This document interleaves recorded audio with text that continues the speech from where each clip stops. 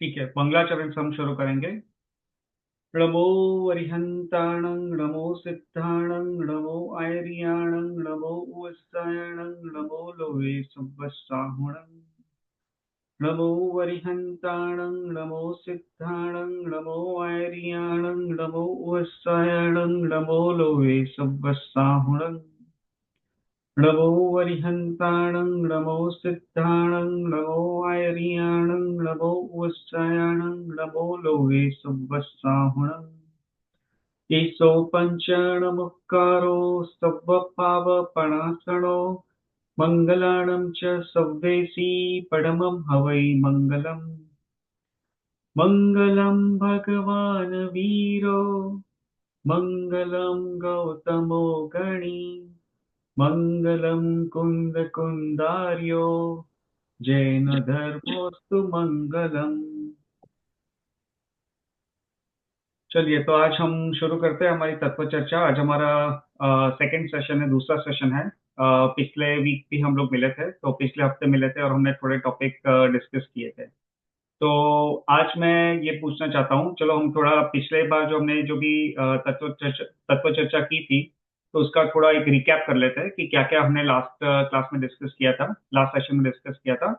और फिर आज के जो थोड़े टॉपिक्स है, फिर उसमें हम आगे बढ़ेंगे। तो कोई किसी को याद है हमने पिछले सेशन में क्या डिस्कस किया था? It was what is Jainism? Why is it important to learn about it?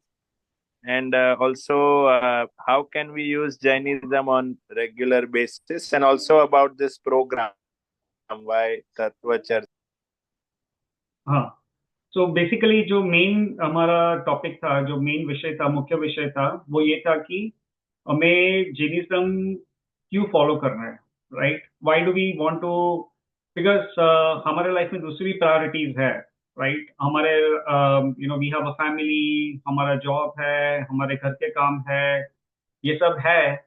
तो फिर हम ये जैनिज्म समझने में, जैनिज्म सीखने में, उसमें ये सब तत्व चर्चा में, ये सब में हम क्यों समय व्यतीत करें? तो ये हमारा प्रश्न था। तो उसके लिए हमने थोड़े पॉइंट्स वहाँ पे कवर किए थे कि ये जैनिज्म को समझने का क्या फायदा है, क्यों समझना चाहिए और ये सब। और इसका अगर हम मुख्य रूप से अगर निरूपण करें, तो उसका ये आता है कि अ, जो हर जीव जो है वो संसार में सुख चाहता है, लेकिन हमें वो सुख कहाँ से, उसकी उस सुख की प्राप्ति कहाँ से होगी? जो सच्चा सुख है उसकी प्राप्ति कहाँ से होगी? वो उसका मार्ग है, वो हमको सबको इतना क्लियरली पता नहीं है। तो वो जो मार्ग है वो हमें जैनिज्म बतलाता है। तो basically that is the main reason. और फिर हमने थोड़े दूसरे भी पॉइंट्स में कवर किए थे। ठीक है, तो ये पिछले बार का हमारा जो था वो मुख्य विषय था। इस बार जो है हम उस पे थोड़ी आगे चर्चा करेंगे। और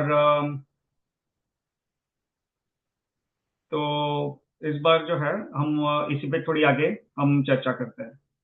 तो पहले जो है जो पिछली बार जो था वो एक दो टॉपिक्स हमने लिए थे, तो उसके बारे में पहले मैं थोड़ी बातें कर लेता हूँ। फिर हम लोग जो है वो थोड़े आगे इसी टॉपिक पे थोड़ा आगे बढ़ेंगे।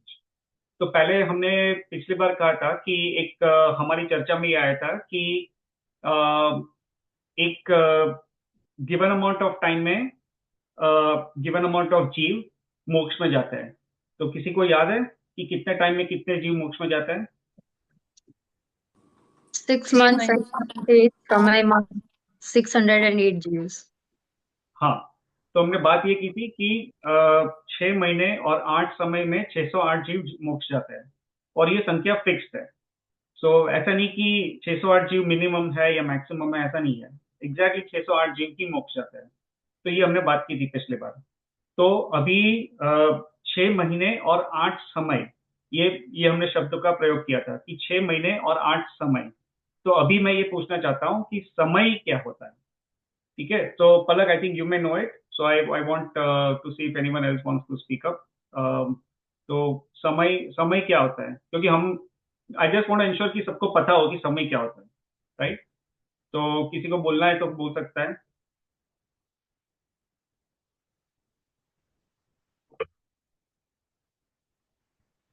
अपूर्व भाई, I usually don't pick but I will try with you, अगर आपको और भले Yeah. ना भी पता कोई बात नहीं है, Uh, but if you try Samay, जरूर।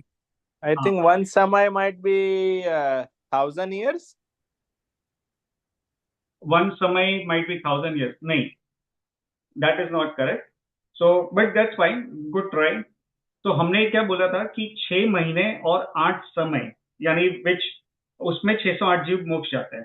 तो उसका मतलब ये हुआ कि 8 समय जो है which is smaller than 6 months, इतना तो हम वो वाक्य से ही उसका निष्कर्ष निकाल सकते हैं। सो बेसिकली ये है, बट समय क्या होता है? So it is not 8,000 years, but that's fine, that's a good try. किसी और को बतलाना है? रुचिका, स्मिथ, आपको शायद पता हो, तो अनुप्रिया आपको शायद पता हो।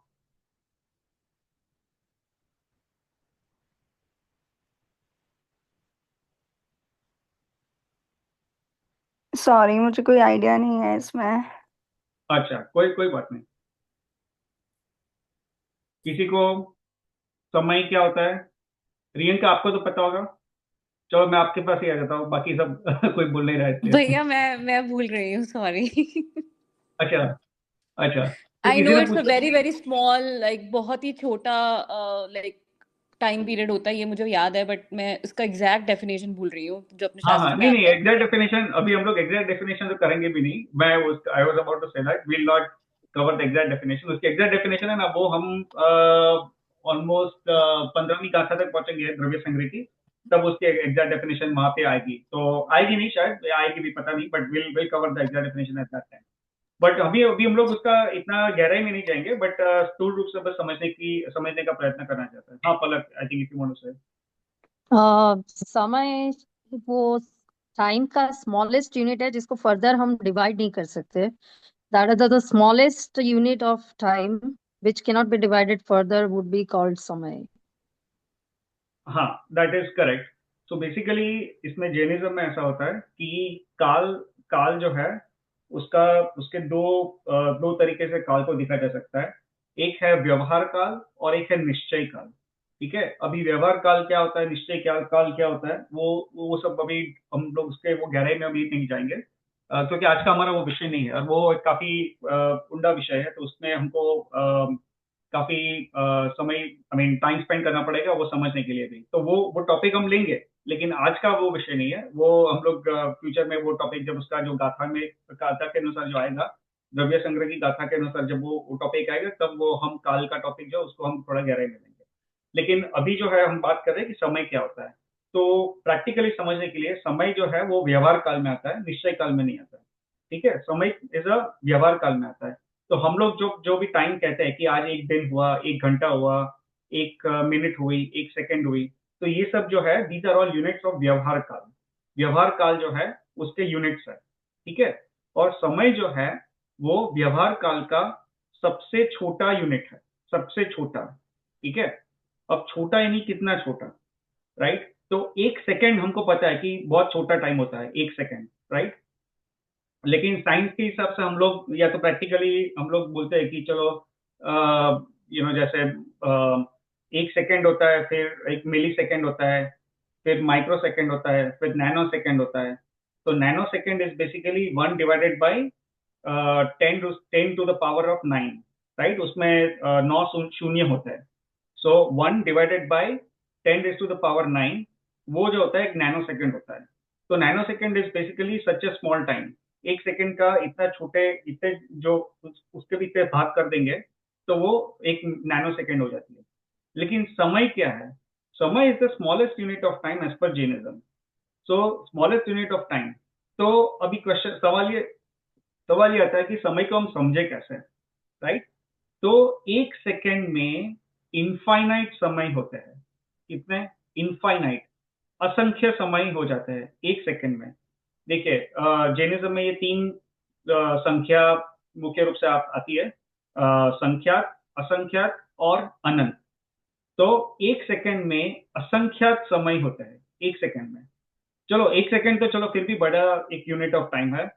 हम लोग आंख की जो पलक झपकते हैं, right, we in blink of an eye, कितने समय हो जाते हैं? असंख्य समय व्यतीत हो जाते हैं, असंख्य। आंख की जैसे एक बार पलक झपकते हैं तो उसमें असंख्य समय व्यतीत हो जाते हैं। उसका अगर एक दूसरा उदाहरण लेना है तो जैसे कोई रुमाल है, रुमाल एक पतला सा वस्त्र है, जैसे कोई पतला सा रुमाल है, उसको हम अगर ऐसे खींच के फाड़ देंगे तो रुमाल में जो एक धागा होता है, राइट, जो उसके जो थ्रेड के स्ट्रैंड्स होते हैं, कॉटन के थ्रेड्स के स्ट्रैंड्स, पतले पतले स्ट्रैंड्स होते हैं, राइट। तो वो स्ट्रैंड से वो कपड़ा बनता है। तो एक स्ट्रैंड टूटता है और उसके बाद जब हम फाड़ रहे हैं तो एक स्ट्रैंड उसका टूटता है, फिर उसके बाद जो दूसरा स्ट्रैंड टूटता है तो वो दो स्ट्रैंड के बीच में जो समय पसार होता है, उसमें दो स्ट्रैंड के जो टूटने के बीच में जो टाइम पसार होता है, उसमें असंख्य समय व्यतीत हो जाता है। सो समय इतना सूक्ष्म है, बहुत ही अत्यंत सूक्ष्म है, ठीक है। तो हमने कल नहीं, जो पिछले सेशन में क्या बात की थी, हमने ये बात की थी कि 6 महीने और 8 समय में 608 जीव मोक्ष जाते हैं। तो 6 महीने का काल तो बहुत बड़ा है इस हिसाब से, और एक समय तो बहुत छोटा है, राइट। एक समय अत्यंत अत्यंत अत्यंत सूक्ष्म है, वो हमारे ज्ञान में आता भी नहीं है, क्योंकि हम लोग एक बार पलक झपकते हैं तो उसमें तो असंख्य समय व्यतीत हो जाता है। तो हमको आज कुछ देख रहे हैं, हम तो देख रहे हैं कि चलो ये ऐसा दिख रहा है हमको, और एक पलक झपकता है तो भी वैसे ही दिखता है, तो जो है, लेकिन वो समय, उसमें तो असंख्य समय व्यतीत हो जाता है। और केवल ज्ञानी क्या जानता है? केवल ज्ञानी हर एक समय की पर्याय को जानता है। हर एक समय में, एक समय में क्या विश्व कैसा है वो देख सकता है। फिर एक समय के दूसरे समय में जो उसमें जो जो चेंजेस आए, केवल ज्ञानी उतना सूक्ष्म देख सकता है, राइट। तो यहाँ पे सिर्फ यहाँ की हमने समय जो ये शब्द का उपयोग किया था पिछले सेशन में, तो इसलिए मैं चाहता था कि आपको समय की ये परिभाषा नहीं है वैसे, बट समय का एक अंडरस्टैंडिंग आ जाए। तो समय जो है वो बहुत ही अत्यंत अत्यंत अत्यंत सूक्ष्म यूनिट ऑफ टाइम है। It is the smallest unit of time, ठीक है। तो ये बस एक बेसिक इंफॉर्मेशन देना चाहता था, इस पर हम अभी ज्यादा डिटेल में नहीं जा रहे हैं। समय, ये व्यवहार काल, निश्चय काल क्या होता है, समय की परिभाषा क्या है, वैसे समय की एक बहुत स्पेसिफिक परिभाषा दी गई है। हाउ डू मेजर अ समय, उसकी भी एक परिभाषा आती है। तो वो सब जो है वो हम जब हम इस विषय पे आएंगे तब उस पे ज्यादा चर्चा करेंगे और उसको ज्यादा गहराई से समझेंगे। लेकिन आज हम इस पे ज्यादा, ये आज का हमारा विषय नहीं है, इसलिए हम इस पे ज्यादा टाइम स्पेंड नहीं करेंगे, ठीक है। बट जितना हमने समझा उस पे किसी को कोई प्रश्न हो तो पूछ सकता है समय के बारे में। हाँ रुचिका, अगर आपको पूछना है तो। हाँ, ये इतना स्पेसिफिक क्यों है कि 608 जीवी मोक्ष जाएंगे? मतलब वाय, ना इससे ज्यादा ना इससे कम। मतलब ऐसा क्या सिचुएशन बनती है कि सिर्फ वो 608 जीव को ही वो भाव होता है कि वो मोक्ष चले जाए? या ये क्वेश्चन अच्छा है, इसका अभी आंसर जो है वो मेरे पास नहीं है कि ऐसा क्यों है, क्योंकि ये शास्त्र में ऐसा आता है। देखिए, बेसिकली जैनिज्म में क्या है कि काफी सारे जो है ना ऐसे नियम है, काफी सारे रूल्स है। जैसे देवगति का जीव है, वो देवगति के बाद उसके नेक्स्ट फॉर्म में कौन सी गति में जा सकता है? किसी को पता है? नरक गति। नहीं, देवगति का जीव जो है उसके नेक्स्ट भाव में, उसकी एक नेक्स्ट इंद्रिय, पर्याय में। हाँ बोलिए रियंका जी, क्या बताया आपने? एक इंद्रिय बनता है ना? नहीं नहीं नहीं, नॉट नेसेसरी, नॉट नेसेसरी। वो जा सकता है, ये केंद्र में जा हम्म सकता है, नॉट हम्म नेसेसरी। मैं बोल रहा हूँ कि ये नियम क्या है। तो देवगति का जीव उसके नेक्स्ट भाव में नियम से वो देव नहीं बन सकता है, नियम से वो नरक में नहीं जा सकता है। तो क्या दो ऑप्शंस बचे हैं? या तो वो तिर्यंश बन सकता है और या मनुष्य बन सकता है। तो ये नियम है, ठीक है, ये नियम है। अभी नियम है। अभी वैसे ही नरक गति का जीव है, वो भी उसके अगले भाव में ना तो नरक गति में जा सकता है, अगले मीन्स इमीडिएटली नेक्स्ट भाव की बात कर रहा है।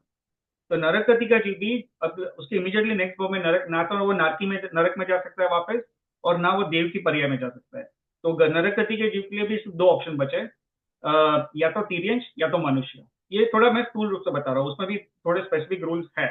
वो हम, बहुत इंटरेस्टिंग टॉपिक है, वो भी हम बाद में समझेंगे, बट आज का हमारा विषय नहीं है। तो मेरा कहने का पॉइंट ये है कि जो काफी जो है यहाँ पे ऐसा क्यों है, अब इसका भी कोई एक्सप्लेनेशन हो सकता है और मुझे लगता है होगा। बट अभी शास्त्र में पहले तो क्या क्या आता है वो एक चीज है, और शास्त्र में क्या क्या आता है उसमें भी हम मुझे कितना पता है वो एक दूसरी चीज है। तो आई थिंक जहां तक मुझे ख्याल है शास्त्र में इसका कोई रीजन आया है नहीं, मुझे नहीं पता है। बट क्योंकि मैंने आज तक कभी ऐसा कुछ पढ़ा नहीं है, समझा नहीं है कि ऐसा कोई एक्सप्लेनेशन दिया है कि 6 महीने और 8 समय में सिर्फ इतने ही जीव मोक्ष को जाता है, उससे ज्यादा भी नहीं जाता है, उससे कम क्यों नहीं जाता है। तो उसका कोई एक्सप्लेनेशन आया है नहीं, मुझे नहीं पता है वैसे शास्त्र में। और तो इसलिए उसका आंसर मुझे पता नहीं है। बट बेसिकली ये है कि हाँ, it is definitely a fact, इसमें कोई डाउट नहीं है। ठीक है। और इसके बारे में और एक चीज मैं कहना चाहता हूँ कि सॉरी, मैं कुछ कहना चाहता था बट भूल गया। एनीवे, अपूर्व भाई, आई थिंक आपका हाथ ऊपर है, आपको कुछ अगर कहना है या पूछना है तो। Sorry, what is the importance of samay in this situation? समय नहीं, we are understanding the meaning of samay, so ये है। बट पिछले पिछले जो हमारा तत्व चर्चा थी उसमें हमने ये बोला था कि हर 6 महीने और 8 समय में 608 जीव मोक्ष जाते हैं, ऐसा नियम है। ना उससे ज्यादा जाते हैं ना उससे कम जाता है, एग्जैक्टली 608 जीव मोक्ष जाते हैं हर 6 महीने और 8 समय में। सो आपका रुचिका का प्रश्न ये था कि ऐसा क्यों है कि एग्जैक्टली 608 जीव ही मोक्ष जाता है, उससे ज्यादा भी नहीं जाता है, उससे कम भी नहीं जाता है, तो ऐसा क्यों है, राइट? तो वो क्वेश्चन था। तो इज दैट क्लियर अपूर्व भाई? Yeah, just wanted to learn के समय का importance क्या होगा, because then which means that every second we are investing or spending has to be in some kind of swadhyay. हाँ, नहीं, समय का इंपॉर्टेंस क्या है, अगर if that is your question, तो समय का बेसिकली समय is just unit of time.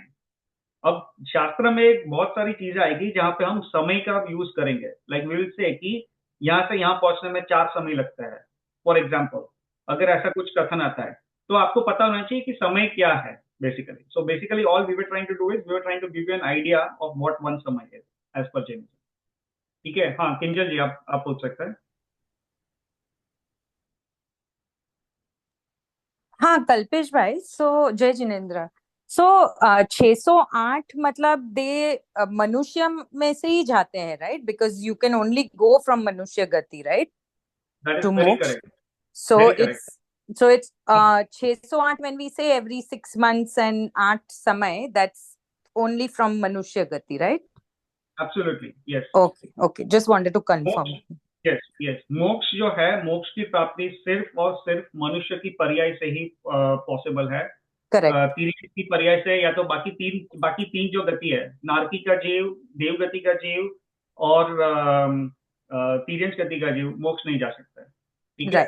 Right. और दिगंबर जो हमारा जो धर्म है उसके हिसाब से और भी काफी उसमें रोल्स दिए गए हैं मोक्ष जाने के लिए। मनुष्य की पर्याय तो होनी चाहिए, वो कर्म भूमि का मनुष्य होना चाहिए, भोग भूमि का नहीं। ठीक है। अभी कर्म भूमि क्या है, भोग भूमि क्या है, वो सब आप डिटेल हम नहीं जा रहे, आज का विषय नहीं इसलिए।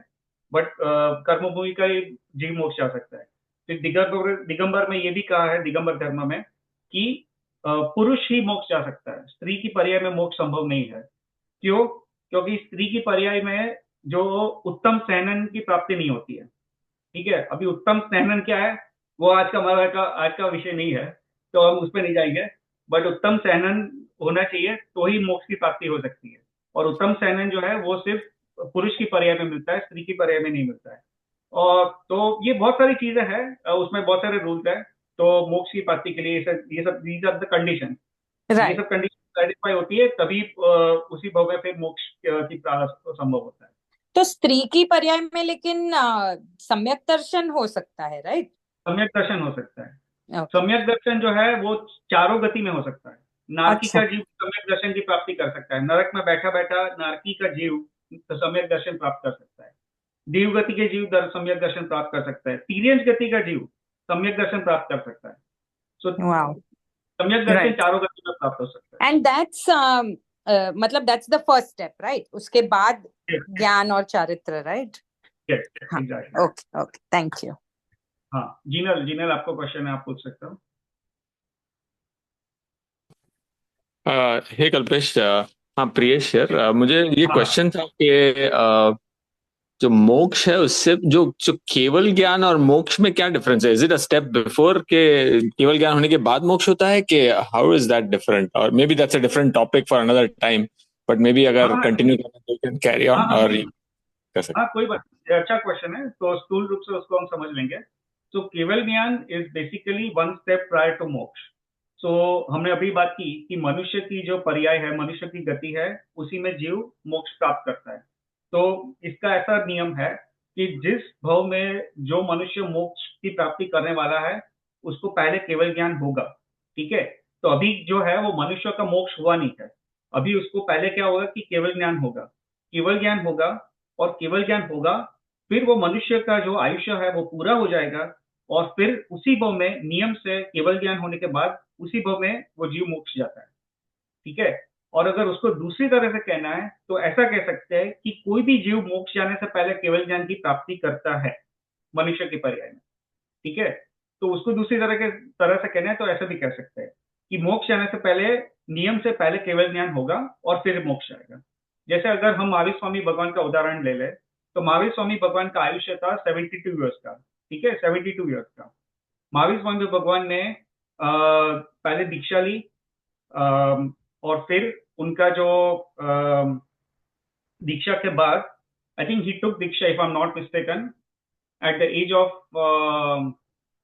मैं एक्चुअली भूल रहा हूँ, बट एनीवे पहले महावीर स्वामी भगवान ने दीक्षा ली।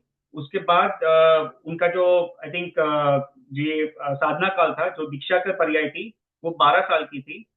और 12 साल के बाद उनको केवल ज्ञान हो गया।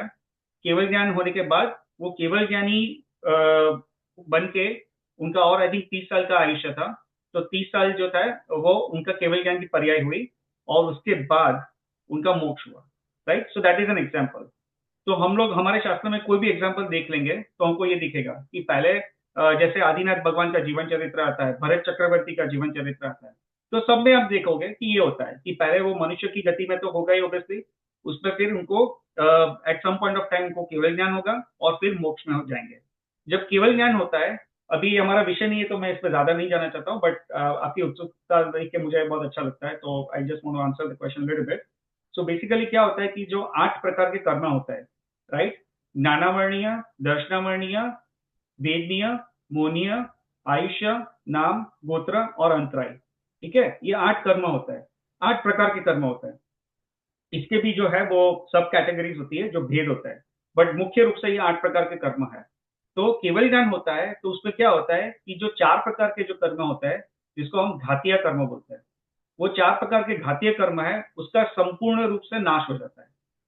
अब अभी हमारे में ये 8 कर्म है, वो सत्ता में भी है और उदय में भी है। ठीक है, सत्ता में सिर्फ वो आयुष्य कर्म है, वो शायद सत्ता में ना हो, सत्ता में उस प्रकार से ना हो कि अगले भव का आयुष्य का बंद ना हुआ, लेकिन इस भव का आयुष्य है वो अभी हमारे उदय में है। राइट, तो अभी सत्ता में भी है और उदय में भी है, लेकिन अगले भव का आयुष्य का बंद हुआ है नहीं हुआ है वो हमको अभी पता नहीं है। But anyway, coming back to this point, तो 8 कर्म जो होता है, जब केवल ज्ञान होता है उसमें से 4 कर्म जो होता है, जिसको घातीय कर्म बोलता है या घाती कर्म बोलता है, ये घातीय कर्म का संपूर्ण तरीके से नाश हो जाता है केवल ज्ञान होने के समय। और बाकी के जो 4 कर्म है, जो जिसको हम अघाती कर्म बोलते हैं, वो अघाती कर्म जो है उसका भी जब संपूर्ण रूप से नाश हो जाता है, तब वो जीव है वो मोक्ष में चला जाता है, सिद्धशिला वहां पे जो है वहां पे जाके फिर वो स्थिर हो जाता है। ठीक है, so that was the answer. Thank you.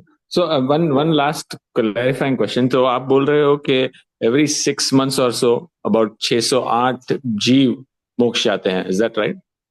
Yeah. Okay, thank you. हाँ, तो ये बेसिकली दिगंबर के हिसाब से है। तो अभी श्वेतांबर मत में ऐसा कथन नहीं आता है, श्वेतांबर मत में इसका थोड़ा अलग से किया हुआ है, बट हम लोग यहाँ पे जो है वो दिगंबर परंपरा से है, वो उसके बारे वो हम फॉलो कर रहे हैं। तो बेसिकली ये मैं उसके हिसाब से ये बता रहा हूँ। ठीक है, चलिए, अभी तो हमारा पॉइंट ये था कि हमने समय का उल्लेख किया था पिछले सेशन में, तो I just wanted to ensure कि आप सबको पता हो कि समय क्या होता है। ठीक है, so samay is again a smallest unit, is the smallest unit of time as per Jainism, and it is an infinite part of 1 second. 1 second के हम infinite parts कर देंगे तो उसका एक पार्ट जो होगा वो एक समय होगा। ठीक है, हम समय की बात कर रहे हैं ना, तो चलो एक इंटरेस्टिंग फैक्ट जस्ट बता रहा हूँ। चलो छोड़ देता है, वो टॉपिक इंटरेस्टिंग टॉपिक है, हम उसको बाद में ही ले लेंगे। तो अभी चल वो I just not get into that more details. ठीक है, अभी पिछली बार हमने ये जो हमारा सेशन पूरा हुआ उससे पहले मैंने एक ये क्वेश्चन पूछा था। हमने ये बोला था कि मिनिमम जो है 20 तीर्थंकर होते हैं minimum at a given point of time. हमारे जो ढाई द्वीप है उसमें 20 तीर्थंकर होते हैं मिनिमम, और मैक्सिमम कितने तीर्थंकर हो सकता है किसी को याद है? हमने लास्ट सेशन में डिस्कस किया था 170। 170। ठीक है, तो रुचिका जी आई थिंक लास्ट सेशन में आपको थे नहीं, बट आई थिंक आपको आंसर पता है, तो अच्छी बात है। नहीं तो नहीं, मैं बेसिकली थी और मैंने इसका गलत आंसर दिया था, इसलिए मुझे पता है। ओ अच्छा आप थे क्या? अच्छा मुझे पता नहीं था, but anyway good that you remember. So basically maximum ढाई द्वीप में at a given point of time 170 तीर्थंकर 170 तीर्थंकर हो सकता है। तो जब हमारे भरत क्षेत्र में अजीतनाथ भगवान जब तीर्थंकर थे, तब उस समय ऐसा काल था जब ये ढाई द्वीप में 170 तीर्थंकर थे। ठीक है, अभी मैंने क्वेश्चन ये पूछा था, हमारा जो तत्व चर्चा की समाप्ति के समय प्रश्न मैंने ये पूछा था कि जब 20 तीर्थंकर हो यहाँ ढाई द्वीप में, क्योंकि तीर्थंकर जब होते हैं तो उनका नियम से समोसरण लगता है। ठीक है, उनका समोसरण होता है, और समोसरण में भगवान की दिव्य ध्वनि चलती है। दिव्य ध्वनि इज बेसिकली नथिंग बट स्थूल से समझना है तो भगवान की देशना खिलती है, दिव्य ध्वनि खिलती है, और उससे जो जीव जो समोसरण में जाता है वो भगवान की देशना समझ पाता है, और भगवान का जो धर्म का जो प्ररूपण किया है उसको समझ पाता है। राइट, तो मेरा क्वेश्चन ये था कि आज की तारीख में सिर्फ 20 तीर्थंकर अभी है ढाई द्वीप में, सब तीर्थंकर विदेश क्षेत्र में, भारत क्षेत्र में तो है नहीं। ठीक है, और इस समय 6 महीने और 8 समय में 608 जीव मोक्ष जाते हैं। और जब अजीतनाथ भगवान का काल था, जब 170 तीर्थंकर थे, तो उस टाइम भी सिर्फ 6 महीने 6 महीने और 8 समय में सिर्फ 608 जीव ही मोक्ष जाते थे। तो सवाल ये आता है कि इतने सारे तीर्थंकर जब थे तो उनके प्रभाव से ऐसा तो होना चाहिए ना कि भाई कोई जीव ज्यादा मोक्ष जाए, क्योंकि इनकी इतने सारे समोसरण रचते हैं, 170 समोसरण रचते हैं, इतने सारे जीव तब इतनी देशना सुनते हैं, तो भी जीव जो संख्या में जीव मोक्ष जाते हैं उस संख्या में एक का भी फर्क नहीं पड़ा। तो इतने सारे तीर्थंकर हुए और उसके प्रभाव से एक भी जीव ज्यादा मोक्ष नहीं जा पाया, ऐसा प्रश्न उठता है। राइट, तो उसका जवाब क्या है, ये ये बेसिकली पूछना चाहता था मैं। तो किसी ने इसके बारे में सोचा है?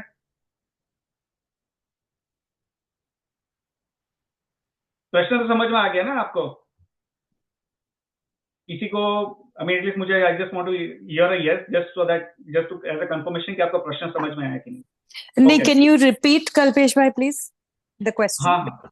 हाँ, सो द क्वेश्चन इज, अभी जो है आज की तारीख में 20 तीर्थंकर है ये ढाई द्वीप में। ठीक है, अभी 20 तीर्थंकर है, तो 20 tirthankar is the minimum number of tirthankar that can be present at a given point of time.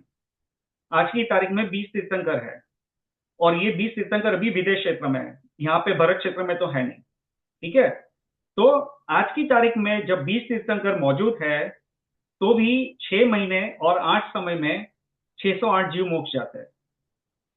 ठीक है, अब जब ऐसा काल था जब एक टाइम पे at a given point of time in this dhai dweep 170 तीर्थंकर मौजूद थे। ठीक है, ऐसा टाइम था, और that is the maximum number of tirthankar that can be present at a given point of time. तो ऐसा काल था जब इन द ढाई द्वीप there were 170 तीर्थंकर present at the same time। ठीक है, तो मेरा प्रश्न ये है कि तब जब इतने सारे तीर्थंकर थे मौजूद थे तो भी 6 महीने और 8 समय में सिर्फ 608 जीव ही मोक्ष जाते थे। ठीक है, और अभी 20 तीर्थंकर है, इतने कम तीर्थंकर है, तो भी 6 महीने और 8 समय में 608 जीव ही मोक्ष जाते हैं। तो मन में ऐसा सवाल उठता है राइट कि इतने सारे जब तीर्थंकर मौजूद थे यहाँ पे ढाई द्वीप में, तो उनके प्रभाव से ज्यादा जीव मोक्ष जाने चाहिए। राइट, लेकिन ऐसा नहीं होता है, और अभी इतने कम तीर्थंकर प्रेजेंट है तो शायद कम जीव मोक्ष जाने चाहिए, लेकिन ऐसा नहीं होता है, तो ऐसा क्यों? ये हमारा प्रश्न था। तो आई थिंक किंजल बेन आपको प्रश्न तो समझ में आ गया। तो Yes. अभी हाँ, तो अभी किसी को इसका किसी ने इसके बारे में सोचा है ऐसा क्यों? क्योंकि हम सोचे ना कि अगर हम सोचते हैं, हम अपने बारे में सोचते हैं कि चलो अगर मैं समोसरण जाऊंगा, भगवान की दिव्य ध्वनि को सुनूंगा, दिशना को सुनूंगा, तो मेरा भी कल्याण हो जाएगा, मुझे भी सम्यक दर्शन हो जाएगा, शायद उसी भाव में मेरा मोक्ष भी हो जाए, क्योंकि भगवान की जो दिव्य ध्वनि का प्रभाव ऐसा होगा कि मेरा भी कल्याण हो जाएगा। तो हम ऐसा सोचते हैं, राइट? तो यहाँ पे ये सवाल आता है कि अगर जब 170 तीर्थंकर के समोसरण एक साथ रचते हैं, एक साथ यानी ऑब्वियसली अलग अलग एरिया में रचते हैं, not in the same place, but इतने सारे, और वहां पे इतने सारे जीव समोसरण में जाता है, तो ऑब्वियसली जो नंबर ऑफ लिविंग बीइंग्स, जितने जीव जो समोसरण में जाता है, वो संख्या ज्यादा होगी। और वो ज्यादा होने के बावजूद भी जो जितने जीव 6 महीना और 8 समय में मोक्ष जाता है, वो तो फिर भी फिक्स्ड है, उसमें कोई बढ़ोतरी होती नहीं है। तो ऐसा क्यों? किसी ने सोचा इसके बारे में? कल्पेश भाई, संभव, सॉरी लेट हो गया। हाँ हाँ। ये बताओ, अग्नि गर्म क्यों होती है? अग्नि गर्म क्यों होती है? क्योंकि उसका स्वभाव है। पानी ठंडा, पानी गीला क्यों होता है? वो भी उसका स्वभाव है। ये नियम है, 608 जीव ही मोक्ष जाते हैं, इसमें क्यों कहाँ कैसे नहीं होता। चाहे 170 तीर्थंकर थे या आज 20 है विदेश क्षेत्र में, या भारत में एक भी नहीं है, 608 जीव ही जाएंगे। 3 जो भी खंड है अपने वहां से, कितना 3 है 6 खंड, ढाई द्वीप से पूरे उतने ही जीव जाएंगे। इससे यह पता पड़ता है कि भाई मेरे पास भी उतनी ही अपॉर्चुनिटी है मोक्ष जाने की, जितनी एक विदेश क्षेत्र में बैठे जीव के पास में, जो समाचार में बैठ के भगवान की वाणी सुन रहा है। फिर अपन मोक्ष नहीं जा सकते? नहीं, अपने जा सकते, बात चल रही है अपॉर्चुनिटी के साथ बात चल रही है। इतने ही लोग जीव जा सकते हैं, तो कोई फर्क नहीं पड़ता। 170 तीर्थंकर थे तब भी इतने ही गए हैं, आज 20 है तब भी इतने ही जा रहे हैं। इतने ही जीव मोक्ष जाएंगे, इतने ही जीव निगोद से बाहर आएंगे, यही वस्तु व्यवस्था है। हाँ, इतना नहीं, ये बात सही है, ये बात आपकी सही है, वही मैं बोल रहा हूँ कि आपका जो पॉइंट है वो सही है, लेकिन मैं उसको एक अलग तरीके से हाईलाइट करने की प्रयत्न कर रहा हूँ। यहाँ पे क्या है कि आप जो बोल रहे हैं वो सही है, वो नियम है, 608 जीबी मोक्ष जाता है। भले 170 तीर्थंकर जब हो तभी भी 608 जीबी मोक्ष जाता है 6 महीने 8 समय में, और जब 20 तीर्थंकर हो तो भी 608 जीबी मोक्ष जाता है। तो वो नियम है, तो वो नियम तो बदलने वाला नहीं है। बट मैं उसको यहाँ पे एक अलग दृष्टिकोण से उसको इस बात को दिखाना चाहता हूँ। तो मैं ये दिखाना चाहता हूँ कि उसका मतलब क्या हुआ, इनडायरेक्टली अगर इसका हम इंटरप्रिटेशन करें तो इसका मतलब क्या हुआ कि तीर्थंकर के प्रभाव से हमारा मोक्ष नहीं हो रहा है। अगर तीर्थंकर के प्रभाव से हमारा मोक्ष होता तो, हाँ Palak, okay, Palak wants to say, या पलक you can go ahead. I mean, I don't know for sure, but I'm trying कि नियम तो जो है वो तो है ही, वो फिक्स है, वो चेंज भी नहीं होगा, दैट इज फैक्ट। बट मतलब तीर्थंकर भगवान हो या नहीं हो, कुछ भी हो, जीव की खुद की उपादान की योग्यता पर डिपेंड करता है कि वो मोक्ष जाएगा या नहीं। बाकी सारा कुछ तो निमित्त बन के रहता है, लेकिन अल्टीमेटली मतलब जब तक तुम खुद अपने स्वभाव में नहीं जाओगे, अपने आप को, अपने खुद के स्वभाव को नहीं पहचानोगे, खुद क्या हो वो नहीं जानोगे, खुद का स्वरूप, तब तक तो कुछ भगवान खुद भी मिल जाए तुम्हें तुम्हें मोक्ष नहीं हो सकता है basically. Exactly this is the right answer. So basically यही मैं कहना चाहता था कि कार्य जो है बहुत, ये देखिए, अगर किसी को ना समझ पाए ये बात तो कोई घबराना मत, ये थोड़े गहरे टॉपिक है, तो इसको हम बाद में डिटेल में जाएंगे। बट अभी बहुत टूल जैसे समझा रहा हूँ कि कार्य जो है वो उपादान की योग्यता से होता है, निमित्त से नहीं होता है। निमित्त की मौजूदगी होती है, लेकिन कार्य जो है वो उपादान की योग्यता से होता है। यहाँ पे जब इसकी बात करें तो तीर्थंकर की वाणी जो है वो भी हमारे लिए निमित्त है, लेकिन उपादान हम खुद है। तो कार्य जो है वो हमसे होना है, भगवान की मौजूदगी से या भगवान की दिव्य ध्वनि से नहीं होता है कार्य। वो हमारे में निमित्त बनती है, लेकिन वो हम जो उपादान हुआ है, उपादान तो हम खुद हैं, और उपादान की योग्यता के हिसाब से कार्य होता है। तो यहाँ पे जो है जीव मोक्ष जाता है, हम उसकी बात कर रहे हैं। तो वहां पे जो है वो 6 महीने और 8 समय में 608 जीव मोक्ष जाता है। उसका मतलब ये हुआ कि वहां पे उपादान की योग्यता वैसी है कि भगवान जब इतने सारे तीर्थंकर मौजूद हो फिर भी जब तक उपादान की योग्यता नहीं खिलती है, आई मीन नहीं बढ़ती है, वहां पे नहीं पहुंचती है, तब तक वो उपादान का कार्य नहीं होता है। ठीक है। अभी ये निमित्त और उपादान का जो कॉन्सेप्ट है वो जो है, आई थिंक उपादान का, किंजल बहन आप पूछ रहे हो कि उपादान को इंग्लिश में क्या कहते हैं। अभी आई डोंट थिंक उपादान के लिए कोई इंग्लिश में वर्ड है। देखिए जैनिज्म में एक्चुअली अनफॉर्चुनेटली ऐसा है कि बहुत सारे जो शब्द ऐसे हैं जो बाकी के जो इंडियन लैंग्वेजेस में भी नहीं आते हैं। ठीक है। बाकी के इंडियन लैंग्वेजेस में भी नहीं आता है। जो अन्य इंडियन लैंग्वेज नहीं, जो धर्म जो है, बाकी के धर्म में भी ऐसे ऐसे शब्द है जो जैनिज्म में आते हैं, वो बाकी के धर्म में भी नहीं आते हैं। इवन हिंदुइज्म में भी ऐसे शब्द है ऐसे जो जैनिज्म में है, वो वहां पे नहीं आते। तो अभी क्या है कि जो ऐसे बहुत सारे शब्द है जो उसका इंग्लिश में उसका इक्विवेलेंट कोई शब्द होगा ही नहीं, शायद ऐसा हो सकता है। और हम लोग क्या है कि कई बार उसको ट्रांसलेट करने का प्रयत्न करते हैं। We try to come to a word which is as close as possible to that, but it may still not convey the exact meaning of what we get in our Indian language. Okay. तो हाँ, तो किंजल बहन, ये जो निमित्त और उपादान का टॉपिक है वो हम अवश्य लेंगे। उसको बहुत ही इंटरेस्टिंग टॉपिक है और ये बहुत ही मार्मिक विषय है, तो इसको हम डेफिनेटली लेंगे, बट वो आज का हमारा विषय नहीं है। तो मैं यहाँ पे सिर्फ एक छोड़ रहा हूँ, क्योंकि आपको जो एटलीस्ट इतना पता चलेगा, आपने ये शब्द तो सुने कम से कम, निमित्त और उपादान, ये दो शब्द सुने, राइट। तो अभी आपके मन में जिज्ञासा उठेगी कि चलो ये निमित्त क्या होता है, उपादान क्या होता है। हमारे मंदिर में एक आते हैं निमित्त भाई आते हैं, तो निमित्त भाई जो ये निमित्त भाई आता है, तो हम लोग बोलते हैं कि चलो ये निमित्त क्या होता है, उपादान क्या होता है, निमित्त नैमित्तिक संबंध क्या होता है। तो ये सब जो है ना, जब ये समझेंगे ना, तो उससे हमारे बहुत सारे कॉन्सेप्ट क्लियर हो जाएंगे, बहुत सारे। और उससे हमारे कषाय मंद हो जाएंगे, काफी सारे राग देश कम हो जाएंगे, काफी आकुलता व्याकुलता कम हो जाएगी। ये सब जो है ना, ये सब जो है ना, वो बहुत थोड़े डिटेल लेवल के जब टॉपिक्स है, लेकिन ये बहुत ही समझने लायक है और ये बहुत मार्मिक विषय है। लेकिन ये आज का हमारा विषय नहीं है, तो मैं बस यहीं पे छोड़ रहा हूँ इसको, ज्यादा गहराई में आज जाने का प्रयत्न नहीं कर रहा हूँ। हाँ रुचिका जी, आप बोलिए, आपको कुछ कहना था। ये just to clarify myself, like कि अगर ये मोक्ष के लिए एक और भी कॉन्सेप्ट है ना कि 5 समवाय होना भी जरूरी है, if you have that much capability. But अगर वो 5 समवाय नहीं होंगे, लाइक द्रव्य, क्षेत्र, भाव एंड काल, तो आपको नहीं मिलेगा। ऐसा हम किसी कोई काम कर रहे हैं उसमें भी लगा सकते हैं, right. We are doing so much hard work and still we are not getting it, it means it is not the right time that we will get that, right? So I think that is also important, like 5 समवाय होने चाहिए, just to add on. Right right, 5 समवाय, yes, 5 समवाय भी बोलते हैं और उसको वो 5 लब्धि भी बोलते हैं, राइट। Yeah. हाँ, तो 5 लब्धि भी बोलते हैं उसको। सो काल लब्धि है और वो जो दूसरी सब वो ये है वो बोलते हैं, तो ये है राइट। बट वो भी जो है ना, वो भी एक्चुअली निमित्त ही है उसमें। वो भी 5 समवाय जो है, वो भी एक तरह से बोले तो वो निमित्त ही है।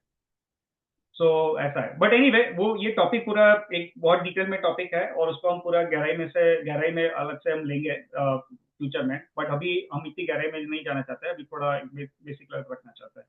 तो ये है, ठीक है। तो इसका जस्ट एक बेसिक सिंपल आंसर मैं इसे बता रहा हूँ कि कार्य जो है वो निमित्त से नहीं होता है, उपादान की योग्यता से होता है। तो तीर्थंकर की वाणी जो है, भगवान की जो दिव्य ध्वनि है, वो भी हमारे लिए निमित्त रूप है, लेकिन कार्य जो है वो हमारे उपादान की योग्यता से होता है। उसका अगर एक बहुत सिंपल टर्म्स में इंटरप्रिटेशन करें तो ये कह सकता हूं कि भगवान जो है हमको रास्ता दिखाता है मोक्ष का, लेकिन वो चलने का पुरुषार्थ तो हमको ही करना है, राइट। वो एक बहुत स्थूल रूप से बता रहा हूँ, क्योंकि भगवान तो रास्ता दिखा देंगे, लेकिन चलना तो हमको ही है। भगवान ने रास्ता दिखा दिया उसका मतलब नहीं कि हमको मोक्ष हो जाएगा। हम लोग जब तक उस पर नहीं चलेंगे तब तक हमारा मोक्ष नहीं हो पाएगा। ये बहुत ही स्थूल रूप से बता रहा हूँ ये कथन, लेकिन जो अगर थोड़ा सूक्ष्म रूप से अगर कहना है तो उसमें निमित्त उपादान का शब्द मुझे यूज करना पड़ेगा। ठीक है, चलो अभी ये विषय को हम यहाँ पे विराम देते हैं। अभी और एक विषय पे हम जाते हैं। तो पिछले जो सेशन था उसमें हमने ये बात की थी कि त्रस पर्याय का उत्कृष्ट काल 2000 सागर है, ठीक है।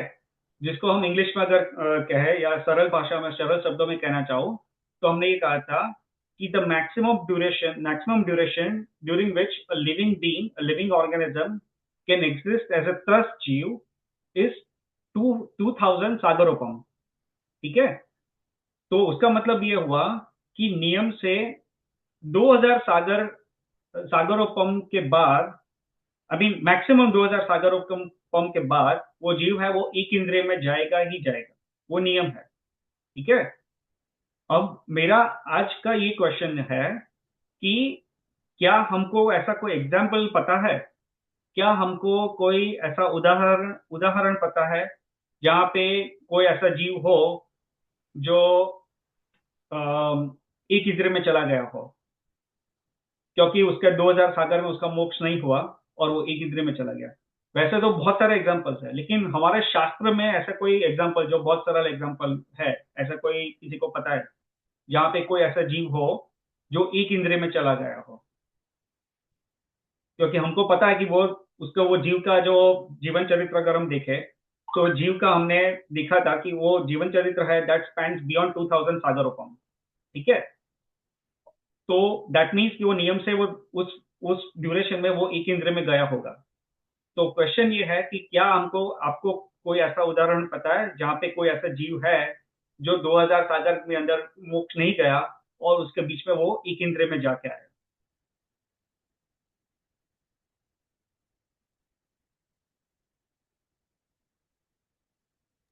No idea. कल्पेश भाई हम खुद नहीं है उसमें सर एक? नहीं है, अपनी थोड़ी बात है। हाँ, अपन तो हम भी होंगे ही, डेफिनेटली होंगे, बट क्योंकि हम ये चल अनंत काल से चल रहे हैं, अनंत काल से तो एक इंद्रिय में जाएंगे, 2000 साल पूरा करेंगे, एक इंद्रिय में जाएंगे। उस काल का समय होता है अर्धपुत्र परावर्तन का। And when we talk about अनंत काल, तो हम कई बार जाके आ चुके हैं वापिस ना, कि नहीं? हाँ, नहीं वो बात सही है। तो हम लोग सब जो भी जीव, वो तो नियम है ही, देखिए हाँ, वही ये बोल रहा हम हूँ भी कि हो सकते हैं।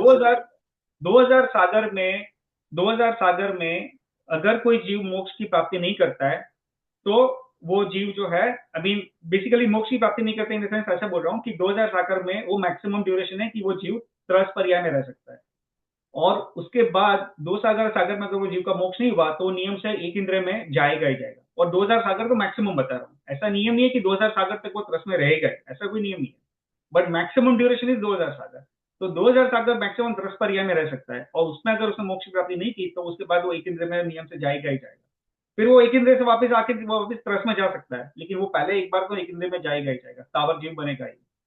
तो क्वेश्चन ये है कि शास्त्र में ऐसा कोई एग्जाम्पल हमने दिखा है शास्त्र में, प्रथमानुयोग में पर्टिकुलरली, जो जहाँ पे ऐसा कोई जीव है जो एक इंद्रिय में जाता है?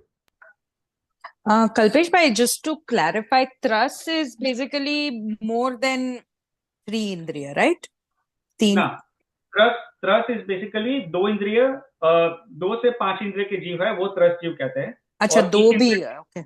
हाँ 2 इंद्रिय भी उसमें आता है, और Okay. एक इंद्रिय के जीव है उसको हम स्थावर जीव कहते हैं। तो सब एक इंद्रिय के जीव है वो स्थावर जीव है, और 2 इंद्रिय से लेकर 5 इंद्रिय के जो जीव है वो सब त्रस। Okay.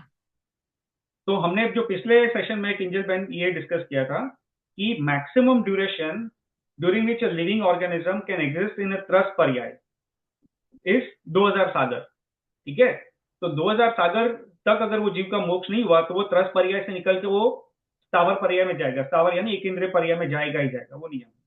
तो अभी आज का हमारा क्वेश्चन ये है कि ऐसा कोई उदाहरण आपने देखा है शास्त्र में जहाँ पे ऐसा कोई जीव है जिसका जीवन चरित्र आता है और उसमें कहा है कि वो जीव एक इंद्रिय में जाता है? हाँ, जी will go lower basically, yes, क्योंकि एक इंद्रिय है वो लोअर है और जो त्रस पर्याय वो इज बेटर। हाँ रुचिका जी, आपको अगर आंसर देना हो। हाँ, आई थिंक राजेश रैनिक, मतलब मैंने स्टोरी सुनी थी कि वो नरक में गए हैं और अभी भी हैं, तो हाँ, तो आपका okay, it's a good guess but that's not the answer.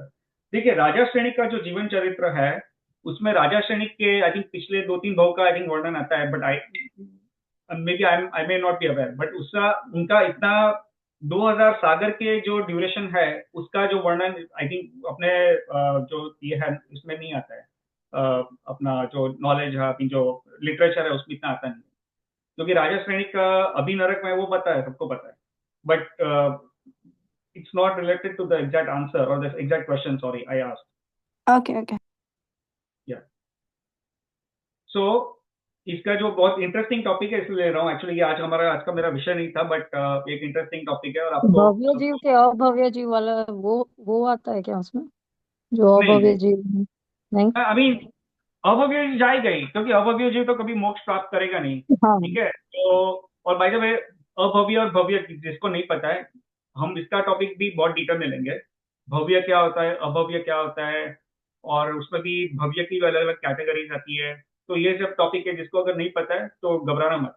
ये सब टॉपिक हम बहुत ही डिटेल से, बहुत ही बेसिक लेवल से हम लेंगे। ठीक है, तो किसी को ना पता हो तो कोई घबराना मत। But anyway, I am coming back to the point. तो मेरा क्वेश्चन था कि हमारे शास्त्र में ऐसा कोई उदाहरण है कि ऐसा कोई जीव है जो एक इंद्रिय में जाकर आया, क्योंकि उसके 2000 सागर में उसका मोक्ष नहीं हुआ। तो उसका उत्तर है, हमको कहीं और देखने की जरूरत नहीं है, महावीर स्वामी भगवान का जीव। राइट, महावीर स्वामी भगवान का जीव एक उदाहरण है, हमारे शास्त्र में ये उदाहरण आता है। क्योंकि महावीर भगवान का जो जीवन चरित्र है, अगर वो हम पढ़ेंगे तो क्या कहा है कि जो चौथे काल, एक्चुअली तीसरा काल, अभी जो अवसर पीढ़ी काल चल रहा है, अभी अवसर पीढ़ी काल क्या है कि काल चक्र क्या है, ये टॉपिक भी बहुत इंटरेस्टिंग टॉपिक है, इसको भी हम लेंगे। आज का एक्चुअली हमारा विषय नहीं है, बट हम इसको लेंगे, इसको हम पूरा समझेंगे तो आपको भी सबको मजा आएगा। बट एनीवे, तो जो अभी आज का है वो अभी पंचम काल चल रहा है। राइट, पंचम काल चल रहा है। तो जब चौथा काल चल रहा था, अभी अवसर पीढ़ी का चौथा काल चल रहा था, तो चौथे काल के शुरुआत में, एक्चुअली चौथे काल के शुरुआत में भी नहीं, तीसरे काल के अंत में आदिनाथ भगवान हुए। आदिनाथ भगवान तीसरे काल के अंत में हुए, वो हमारे पहले तीर्थंकर हुए, भारत क्षेत्र के इस अवसर पीढ़ी काल के पहले तीर्थंकर हुए आदिनाथ भगवान। ठीक है, और चौथा काल जैसे ही तीसरा काल पूरा हुआ तब आदिनाथ भगवान हुए, यानी तीसरे काल के अंत में आदिनाथ भगवान हुए। ठीक है, और महावीर स्वामी भगवान हुए चौथे काल के अंत में। ठीक है, सो तीसरे काल का अंत और चौथे काल का अंत, इस बीच में कितना समय हुआ, किसी को पता है? चौथे काल का ड्यूरेशन कितना था? चौथे काल का ड्यूरेशन कितना था, किसी को पता है?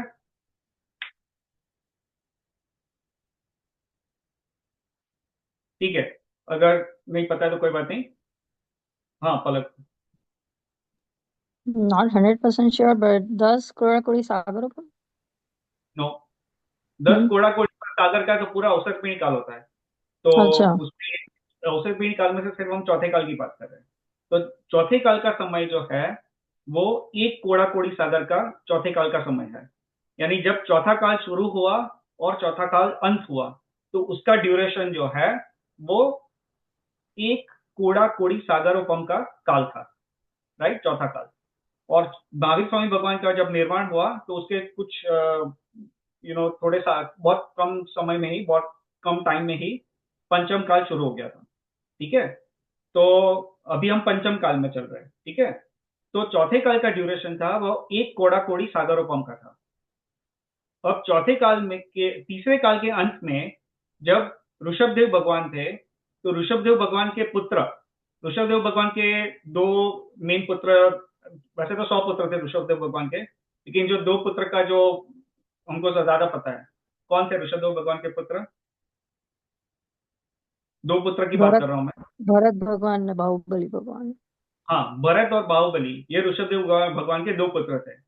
और भरत के पुत्र कौन थे? उस हम ये तीसरे काल के अंत की बात कर रहे हैं। ठीक है, ऋषभदेव भगवान तीर्थंकर थे और ऋषभदेव भगवान के 100 पुत्र थे, उसमें से एक पुत्र था भरत और एक पुत्र था बाहुबली। भरत के पुत्र कौन थे?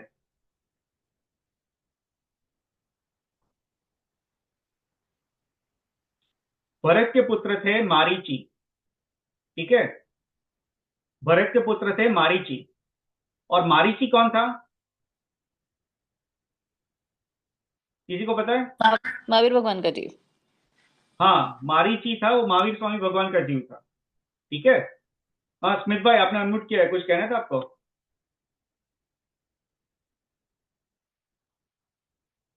हाँ ठीक है, तो वो राइट आंसर। ठीक है, रियंका जी आपने आंसर दिया, वो सही दिया। जो मारीची था वो भरत भगवान, ये महावीर स्वामी भगवान का जीव था। तो मारीची के दादा कौन थे? ऋषभदेव भगवान। मारीची के पिता कौन थे? भरत भरत भगवान, यानी भरत जो चक्रवर्ती थे। ठीक है, वो मारीची के पिता थे और वहां पे वो मारीची था। और मारीची जो था वो किसका पुत्र था? भरत चक्रवर्ती का। लेकिन ये कब हुए मारीची? तीसरे काल के अंत में या चौथे काल की शुरुआत में कह सकते हैं अप्रोक्सीमेटली, ठीक है। और चौथे काल की शुरुआत में हुए मारीची। और ये मारीची जो है वो कौन था? महावीर स्वामी भगवान का जीव था, ठीक है। लेकिन तब वो मारीची की भव में था। और फिर चौथा काल जब अंत हुआ, चौथा काल जब पूरा हुआ, तब वो मारीची का जीव महावीर स्वामी भगवान के भव में आया और वो मोक्ष में गए, ठीक है। तो चौथे काल की शुरुआत में अप्रोक्सीमेटली वो मारीची था, और चौथे काल के अंत में वो महावीर भगवान, हाँ, महावीर स्वामी भगवान बन के मोक्ष गए। तो भी चौथे काल का ड्यूरेशन है 2000 सागरोपम। Sorry sorry, let me correct the sentence. चौथे काल का ड्यूरेशन है 1 कोड़ा कोड़ी सागरोपम, ठीक है। और हमने अभी क्या बात की कि 2000 सागरोपम का मैक्सिमम त्रस पर्याय है। एक कोड़ा कोड़ी बाय द वे पता है ना सबको? व्हाट इज एक कोड़ा कोड़ी? हमने पिछले बार बात की थी। I just want to make it clear so आपको सबको पता रहे। Yeah, not yet. Yeah. Okay, so एक कोड़ा कोड़ी मीन्स करोड़ इंटू करोड़, ठीक है। एक कोड़ा कोड़ी, कोड़ा इज करोड़, कोड़ी इज अगेन करोड़। सो एक कोड़ा कोड़ी इज 1 करोड़ इंटू 1 करोड़, ठीक है। 1 करोड़ में कितने जीरो होते हैं? 1 करोड़ में कितने शून्य होते हैं? अपूर्व भाई? 7. 7, परफेक्ट परफेक्ट। मैं बोला मुझे शायद आए ना, आपको आंसर ही पक्का आएगा। आप बैंकिंग में हो ना, इसलिए अब करोड़ में भी हर रोज करोड़ में ट्रांजैक्शन करते होंगे इसलिए, ठीक है। तो एनीवे, तो 1 करोड़ में 7 जीरोस होते हैं। तो 1 crore into 1 crore is 14 zeros. तो एक के बाद जब 14 शून्य लगाएंगे तो वो एक कोड़ा कोड़ी का नंबर होता है, ठीक है। सो 1 करोड़ इंटू 1 करोड़, और इतने सागरोपम का काल है चौथे काल का ड्यूरेशन है इतने, यानी 1, उसके बाद 14 शून्य लगाएंगे तो इतने सारा और मल्टीप्लाइड बाय सागरोपम, तो इतने सागरोपम यानी 1 कोड़ा कोड़ी सागरोपम में का काल है। लेकिन जो महावीर, हमने क्या बात की कि त्रस पर्याय का उत्कृष्ट काल जो है वो 2000 सागर है। तो उसका मतलब ये हुआ कि जब महावीर स्वामी भगवान, जब मारीची का जीव था, और महावीर स्वामी भगवान जब तीर्थंकर के जीव बने, क्योंकि मारीची का जीव जो था वो तीसरे काल के अंत में या चौथे काल की शुरुआत में हुआ, और महावीर स्वामी जो तीर्थंकर का जीव था, जो तीर्थंकर जब पर्याय में आए, तीर्थंकर जब बने, तो वो चौथे काल का अंत था। तो इसके बीच में ये जो मारीचे के भाव और महावीर स्वामी तीर्थंकर के भाव के बीच में एक कोड़ा कोड़ी सागर का समय व्यतीत हो गया, ठीक है। और उसका मतलब ये हुआ कि ये एक कोड़ा कोड़ी सागर में महावीर स्वामी भगवान का जीव नियम से एक इंद्रिय में गया होगा बीच में, राइट। और इसका एग्जैक्ट वर्णन आता है अपने महावीर पुराण में। महावीर पुराण में अगर जब हम पढ़ेंगे तो ये भी बहुत अच्छा टॉपिक है, तो हम इस पे भी will try to get into all these things later sometime.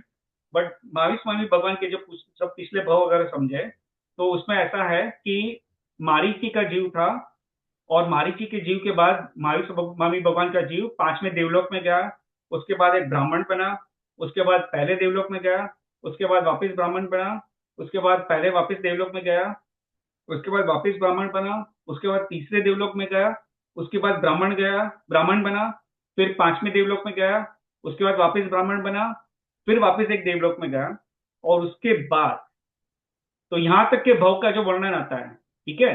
और उसके बाद ये यानी ये ब्राह्मण देवलोक इतने सारे भाव किए, ये कितने बार किए? ऑलमोस्ट 7 बार किए, ठीक है। तो 7 मनुष्य के उसके भाव हुए, और उसके बाद वो सीधा एक इंद्रिय में चला गया, ठीक है। और उसके बाद महावीर स्वामी भगवान के जीव ने बहुत सारे भाव एक त्रस और स्थावर पर्याय में किए, ठीक है। त्रस और स्थावर पर्याय में बहुत सारे ऐसे भाव किए, यानी 1 इंद्रिय, 2 इंद्रिय, 3 इंद्रिय वैसे भी जीव किए, लेकिन वो 1 इंद्रिय के जीव में भी गए। तो ये अपने महावीर पुराण में आता है, ये लिखा हुआ है शास्त्र में, ठीक है। तो this is an example, Mahavir Swami भगवान का जीव का ये एग्जाम्पल है कि वो जो चौथे काल के स्टार्टिंग में और चौथे काल के एंड में, उसके बीच में वो बहुत सारे भाव महावीर स्वामी भगवान ने एक इंद्रिय में किए, बहुत सारे भाव ऐसे त्रस और 1 इंद्रिय, 2 इंद्रिय वैसे बहुत सारे जीव बहुत सारे भाव किए। क्योंकि अगर महावीर पुराण आप पढ़ोगे तो आप देखोगे कि उसमें सिर्फ महावीर स्वामी के 32 भाव का उल्लेख आता है, 32 मुख्य भाव का उल्लेख आता है। ठीक है, तो ये मारीची का जो भाव है वो सेकंड भाव है। उससे पहले एक पूर्वा भील का भाव था, वो पहला भाव है महावीर स्वामी भगवान का। पहला भाव यानी पहला भाव जिसका उल्लेख आता है। बाकी तो महावीर स्वामी के भगवान के जीव ने अनंत भाव किए होंगे उसके पहले, लेकिन उसका वर्णन शास्त्र में नहीं आता है। यहाँ पे पूर्वा भील से भील है वो पहला भाव है, मुख्य भाव। उसके बाद मारीचे का भाव, फिर उसके बाद वो ब्राह्मण का, जो देवलोक और ब्राह्मण और ये सब जो भाव है उसकी बात कर रहे हैं। सॉरी, पूर्वा भील, उसके बाद देवलोक, उसके बाद मारीची, उसके बाद देवलोक, उसके बाद ब्राह्मण, उसके बाद देवलोक, इस तरह से चलता है। और फिर लास्ट जो भाव है अपना महावीर स्वामी भगवान का भाव है। उसमें बीच में सिंह की पर्याय की, त्रिपुष्ट वासुदेव की पर्याय की, ये सब जो है वो सब भाव है। तो इस तरह से 32 भाव मुख्य ये जो भाव है उसका वर्णन आता है। लेकिन इसके बीच में महावीर स्वामी भगवान बहुत सारे एक इंद्रिय जीव में भी उत्पन्न होके आए हैं बहुत सारी बार, right. So that is basically ये एक उदाहरण है कि जो 2000 सागर में अगर किसी जीव का मोक्ष नहीं होता है तो वो त्रस पर्याय से, नियम से वो एक इंद्रिय यानी कि स्थावर पर्याय में जाएगा। ठीक है, महावीर स्वामी जीव का है वो, दैट इज वन एग्जाम्पल। तो महावीर स्वामी जीव के जो इतने सब जो पिछले भाव हुए वो बहुत ही इंटरेस्टिंग टॉपिक है, बहुत ही मार्मिक टॉपिक है। इसका स्वाध्याय हमको जरूर करना चाहिए, तो हम will try to do it. जब अगर फ्यूचर में टाइम मिलेगा कभी तो हम उस पर भी हम ये तक पर चर्चा करेंगे। ठीक है, बट वो आज का हमारा विषय नहीं। ओके, तो ये तो है ना वो पिछले जो इस पे जो था हमारा, इसी पे हमारा एक्चुअली पिछला जो सेशन था उसी के टॉपिक पे थोड़ा मैं बात कर रहा था। तो इसी में 1 घंटा हमारा निकल गया है, तो अभी देखते हैं। चलो, आज का भी टॉपिक तो हमने शुरू भी नहीं किया है, बट लेट अस सी, 1 घंटा निकल गया है। तो so far I think are we good, doing good? आपको सब समझ में आ रहा है, इंटरेस्टिंग लग रहा है? Just wanted to get a quick feedback before we move forward. Yes, this is my first one. We were in India last week, but very interesting, Kalpesh bhai. Thank you. I can't wait. I mean, I think we need more time. That's what I feel. Exactly. मैं ये सोच रहा था कि we need more time, क्योंकि कहने के लिए बहुत कुछ है, हमारे शास्त्र में बहुत नॉलेज है और हमारे पास समय की मर्यादा है। तो आज मैं चाहता हूँ कि हो सके अगर आपको किसी को कोई आपत्ति ना हो तो हम 11:30 तक लेते हैं, तो एटलीस्ट 30 मिनट और कंटिन्यू कर सकते हैं और फिर we'll continue from the next session after that. So if you guys are okay, at least I would like to continue until 11:30. Are you guys okay? Yes. I think okay, most of you guys are okay, I think so. So we'll continue until 11:30 today. ठीक है, चलो अभी हम लोग आते हैं Jainism पे। तो जो लोग ने पिछली बार मिस किया था, आई थिंक ज्यादा लोग, I know Jinal Priyesh is joining first time, Kinjal ben I think you are joining first time. So मैं आपको ये बता रहा हूँ कि आज का मेरा बेसिकली प्लान ये था कि जो पहले 2 सेशन है उसमें, यानी पिछला सेशन और आज का सेशन, इसमें मैं जो जैनिज्म के थोड़े बेसिक चीजें बहुत ही स्थूल रूप से जैनिज्म का, नॉट इवन बेसिक चीजें, जैनिज्म का जो इंपॉर्टेंस क्या है, बस मैं इतना बताना चाहता था पिछले सेशन में और आज सेशन में। और हमको ये स्वाध्याय, तत्व चर्चा, ये सब क्यों करना चाहिए, इसका क्या हमें फायदा है, क्या लाभ होगा, ये सिर्फ इतना बताना चाहता था। और नेक्स्ट सेशन से मेरा प्लान ये था कि हम द्रव्य संग्रह का स्वाध्याय सिस्टमैटिकली शुरू करेंगे, systematically, right. So we'll go by each and every गाथा and then we'll understand the meaning of each गाथा इन डिटेल। तो मेरा बेसिकली प्लान ये था, लेकिन आज का अभी हमारा ज्यादा टाइम है नहीं हमारे पास, और आज जो मुझे जितना शुरू कवर करना था topic, I am sure I will not be able to complete in the next half an hour. So we'll try to cover as much as possible in the next 30 minutes। और फिर next session में मैं थोड़ा स्थूल रूप से I think बता के हाँ ठीक है, मैंने टॉपिक का एक्चुअली वो ये I was trying to publish it, but कई बार होता है ऐसा है कि तो किंजल बेन, आपका जो क्वेश्चन है कि if you can post the topic in advance, तो मैं एक्चुअली ये सोच रहा था कि I was trying to post the topic in advance for this week already. लेकिन अभी हुआ ये है कि हमारा जो टॉपिक है आज का शुरू ही नहीं हुआ। एक्चुअली ये हुआ है, आज का टॉपिक तो शुरू ही नहीं हुआ। हम लोग जो पिछले बार के जो 3 चीजें आई थी उसी का हम लोग उसका जो थोड़ा एक्सपांड कर रहे थे, उसी में अपना एक्चुअली 1 घंटा तो वहीं पे निकल गया। तो ऐसा है, but I can still try to publish it, even if you are not able to stick to it, it's a different thing, but I can try to publish it, it's not a problem. ठीक है, तो I try to publish it, so at least हमको पता चलेगा कि चलो what to expect in the next session and all. ठीक है, चलो अभी हम लोग एक, चलो अभी हमारे नेक्स्ट आज के टॉपिक में जाते हैं, या जो एक बेसिक चीज है वो समझने का प्रयत्न करते हैं। तो ये मैं पूछना चाहता हूँ, ये हमारा जो अभी ये विषय है वो दो दो चीज पूछना चाहता हूँ कि जैनिज्म जो है, आई मीन चलो एक चीज से शुरू करते हैं फिर दूसरी चीज पे जाएंगे। तो आपके ज्ञान से आपको क्या लगता है, जैनिज्म और बाकी के धर्मों में क्या अंतर है, क्या फर्क है? क्योंकि देखिए, मैं जैन फैमिली में बॉर्न हुआ हूं तो मुझे क्या कि जैन सही है। कोई अगर मुस्लिम फैमिली में बॉर्न हुआ है तो बोलेगा कि नहीं यार, मुस्लिम रिलीजन ज्यादा एक्यूरेट है और वो सही है।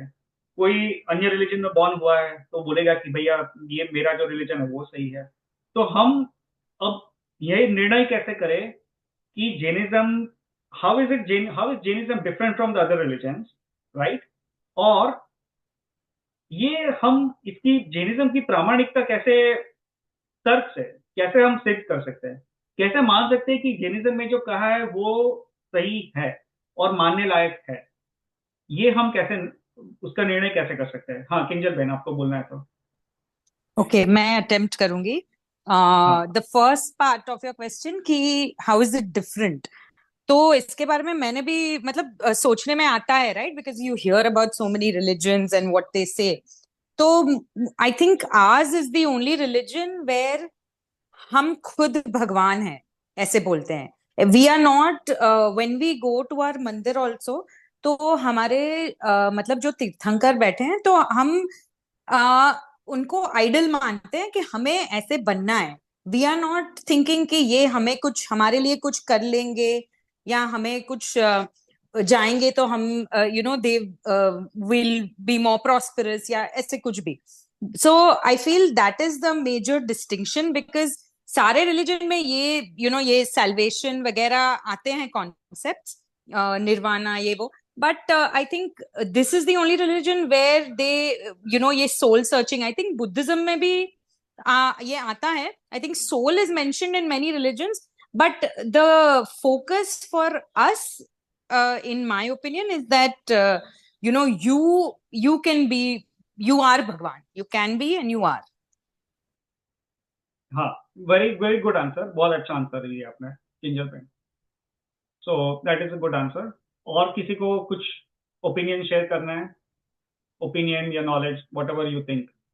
सो अपना क्वेश्चन ये था कि how is Jainism different from other religion and what is the credibility of Jainism, यानी हम ये कैसे माने कि जैनिज्म में जो कहा है वो एक्चुअली सत्य है, ये कैसे माने, क्या कैसे, यानी ये हम हमारे हमें कॉन्फिडेंस कैसे रख सकते हैं कि जो जैनिज्म फॉलो कर रहे हैं वो सही है?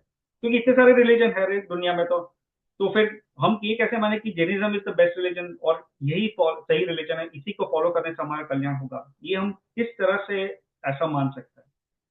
तो बेसिकली दैट्स अ क्वेश्चन, और किंजल मैन बहुत अच्छा आंसर दिया and that is actually pretty accurate, काफी सही है। But I just wanted to get any other opinion और आंसर्स।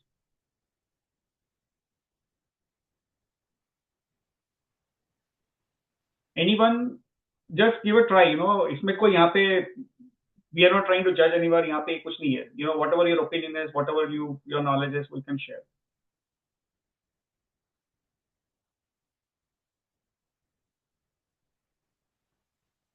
अच्छा चलो, अभी कोई आंसर दे नहीं रहा है, तो anyway I will try to move forward.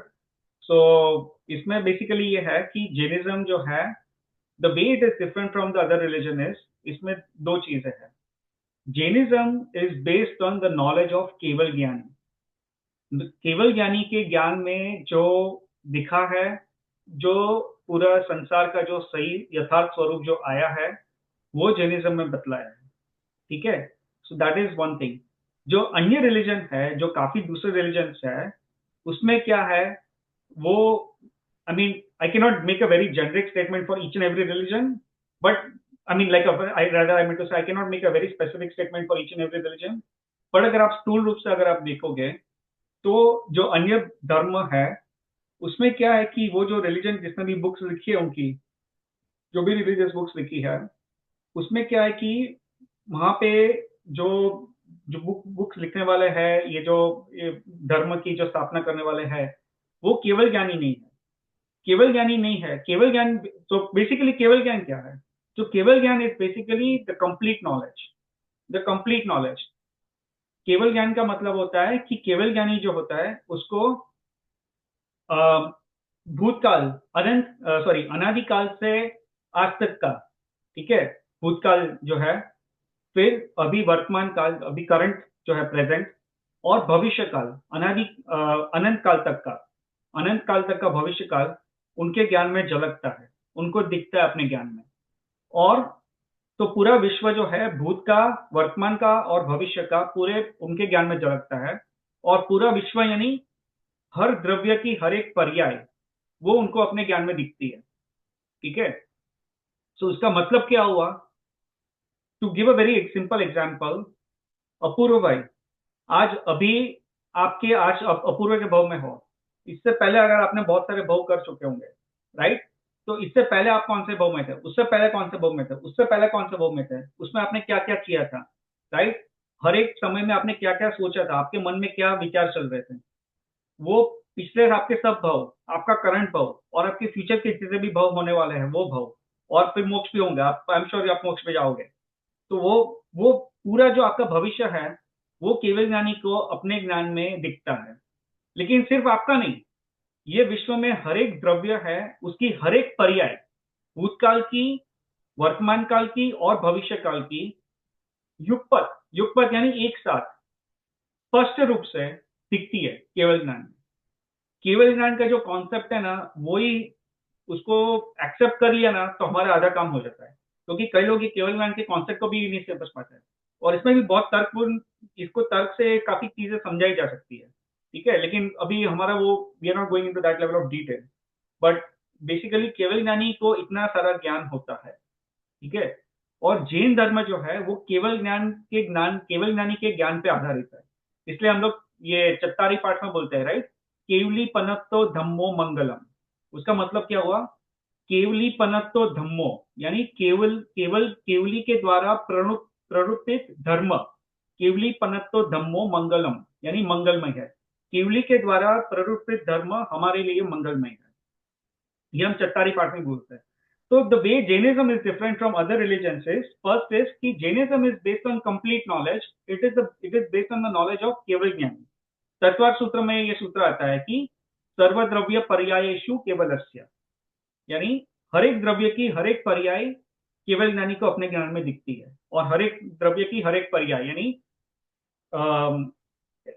यानी हम जितने जीव है इस संसार में, हर एक जीव की, क्योंकि जीव एक द्रव्य है, वैसे 6 द्रव्य है जाति की उपेक्षा, जीव, पुद्गल, धर्म, अधर्म, आकाश और काल, ये 6 द्रव्य है, राइट। तो हर एक द्रव्य की हर एक पर्याय भूतकाल की, वर्तमान काल की और भविष्य काल की एक साथ भगवान को, केवल ज्ञानी को अपने ज्ञान में दिखती है। तो ये केवल ज्ञानी के ज्ञान पे आधारित हमारा जैन धर्म है। जैन धर्म ऐसा नहीं है कि भैया मेरे को एक, मेरे जैसा कोई मेरे जैसा नहीं, कोई भी व्यक्ति आ गया जो अच्छी अच्छी बातें करता है और उसने बुक्स में कुछ भी लिख दिया कि भैया गाय को चारा खिलाना चाहिए तो उससे अपना भला होगा, बाकी जीवों पे हमारी करुणा रखनी चाहिए तो उससे हमारे अच्छे भाव है, ये सब। क्योंकि ये अन्य धर्म में ऐसी चीजें आती है, लेकिन सूक्ष्म रूप से काफी कुछ चीजें जो है वो जो जैनिज्म में आती है वो कोई रिलीजन में नहीं है, राइट। हम लोग बोलते हैं कि जमीकन में अनंत जीव है। अब ऐसा जो है वो हमारे जैनिज्म में ही आता है और कोई रिलीजन में नहीं आता है। क्यों नहीं आता है? क्योंकि केवल ज्ञान में ही ये सब दिख सकता है। कोई छद्मस्त जीव ये सब चीज देख ही नहीं सकता, इट इज नॉट पॉसिबल। काफी चीजें हैं वो इट इज नॉट पॉसिबल। कोई छद्मस्त यानी ऐसा जीव जिसको केवल ज्ञान नहीं हुआ उसको छद्मस्त कहते हैं। तो कोई छद्मस्त जीव ये देख ही नहीं सकता है कि अनंत काय जो जैसे ये जमीकन है, जिसको गुजराती में कनमूल बोलता है, तो ये जमीकन में आलू, ऑनियन, ये सब जो है उसमें अनंत जीव है, वो केवल ज्ञानी के ज्ञान में ही दिखता है। हमको ऐसे अगर कोई छद्मस्त जीव देखने जाए, हम अगर कोई माइक्रोस्कोप देखने जाए तो हमको ये सब नहीं दिखेगा। It is not possible for us to know certain thing without the keval gyan. तो जैनिज्म जो है उसका आधार केवल ज्ञान है, और जबकि जो अन्य धर्म है उसका आधार केवल ज्ञान नहीं है। तो अन्य धर्म में क्या है, सूक्ष्म रूप से बहुत सारी चीजें कही है। कई धर्म कहता है कि मानवता है वही अच्छा धर्म है, दूसरों का भला करो तो अपना भला होगा। कई धर्म जो है वो कर्म की थियरी में मानते हैं, तो बोलते हैं कि अच्छे कर्म करो, पुण्य की प्राप्ति हुई, उससे आपको सुख मिलेगा। तो यहां तक वो अटक जाता है, उसके बाद आगे का क्या है वो नहीं समझ पाते हैं। क्यों नहीं समझ पाते हैं? क्योंकि उनका ज्ञान है वो पूरा ज्ञान नहीं है, पूर्ण ज्ञान नहीं है, केवल ज्ञानी के ज्ञान पर आधारित ज्ञान नहीं है। जबकि जैनिज्म जो है वो केवल ज्ञानी के ज्ञान पर आधारित है। उन्होंने अनंत अनादिकाल से अनंत काल तक का संसार देखा है, हर एक द्रव्य की हर एक पर्याय देखी है और विश्व को यथार्थ रूप से समझा है। और उसके आधार पे भगवान की जो दिव्य ध्वनि खिंचती है तमोचरण में, और उसके आधार से जो पूरा जो शुद्ध ज्ञान हमको जो मिला है, ये जैनिज्म जो है वो केवल ज्ञानी के ज्ञान पे आधारित है। इसलिए यहाँ पे जो है हम समझने के लिए जो करें वो सही है, ठीक है। हम जब when we have questions we can definitely ask questions, लेकिन केवल ज्ञानी का जो ज्ञान है वो उसमें हमको कोई संशय करने की जरूरत नहीं है, कोई शंका करने की जरूरत नहीं है, राइट। और दूसरी चीज है कि केवल ज्ञानी के ज्ञान, हमारा ज्ञान जो है वो बहुत ही अल्प है, बहुत ही अल्प। और केवल ज्ञानी के हमारे ज्ञान से अगर हम केवल ज्ञानी के ज्ञान को मेजर करने जाएंगे तो वो कभी नहीं कर पाएंगे, इट इज नॉट पॉसिबल। सो हमारा यही है कि अभी जो अगर हम इनिशियल स्टेज पे होते, देखिए ये जो चीजें है ना, जो अभी डिस्कस कर रहा हूँ, हमको डिस्कशन के लिए वैसे जरूरी नहीं है, बट हम लोग सब इनिशियल स्टेज पे, कई लोग ऐसे होंगे जो अभी रिलीजन में थोड़े इनिशियल स्टेज पे है, तो I just want to ensure कि ये सब कॉन्सेप्ट हमारे क्लियर हो, इसलिए ये जो बेसिक टॉपिक है मैं कवर कर रहा हूँ, ठीक है। तो ये है, but anyway coming back to the topic, so Jainism is based on the knowledge of केवल ज्ञानी। अन्य रिलीजन है, they are not based on keval gyani's knowledge. तो उसमें क्या है, वो कई कई चीजें जो आती है वो सही भी है, वो अच्छी भी है, but that is not complete and that doesn't give you the complete solution to be happy, it doesn't show you the complete path to be happy, right. So that is one of the difference. दूसरा फर्क ये है कि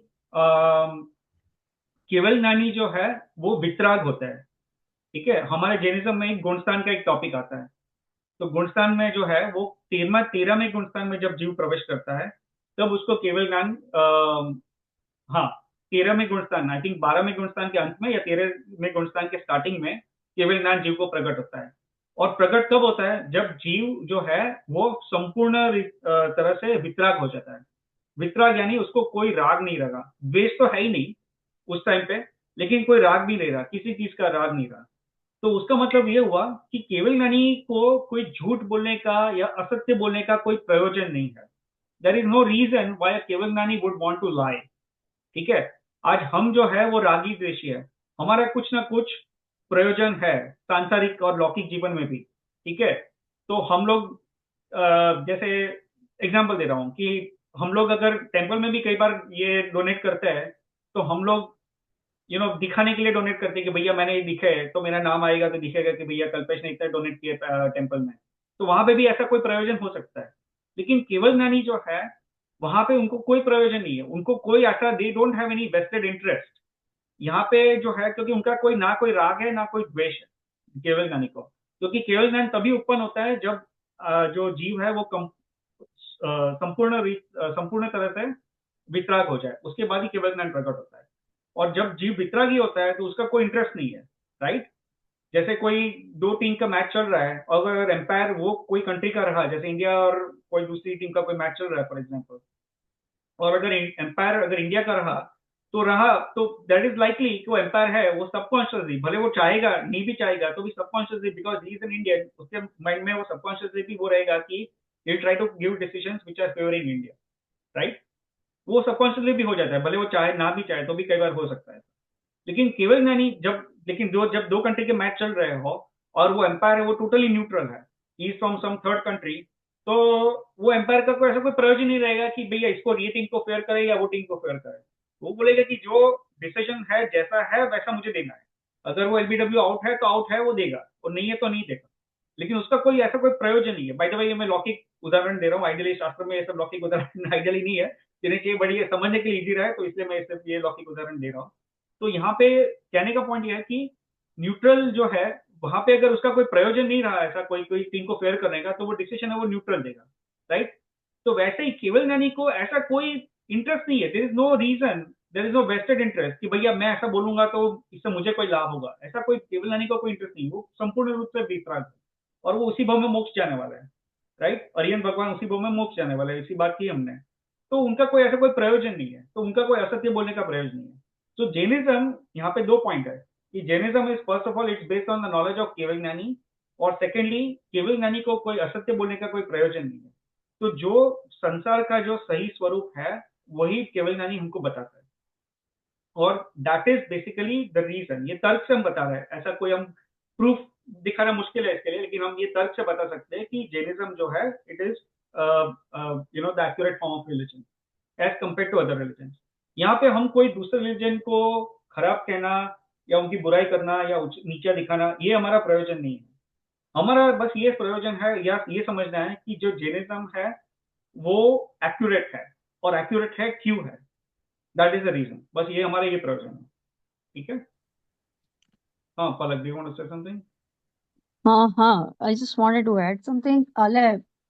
हम्म, जो दूसरा point है था ना, उस मतलब मुझे ये भी लगता है जैनिज्म से, जैसे ये वितरागी और केवल ज्ञानी भगवान का है, वो तो है ही है फर्स्ट, लेकिन बहुत कॉमन वर्ड्स में भी समझना, तो जैसे अन्य धर्म में देखा है या हमें हमारे उसमें भी होता है कि बहुत सारे लोग हैं कि भगवान के पास जाके बोलते हैं कि मुझे ये चाहिए वो चाहिए।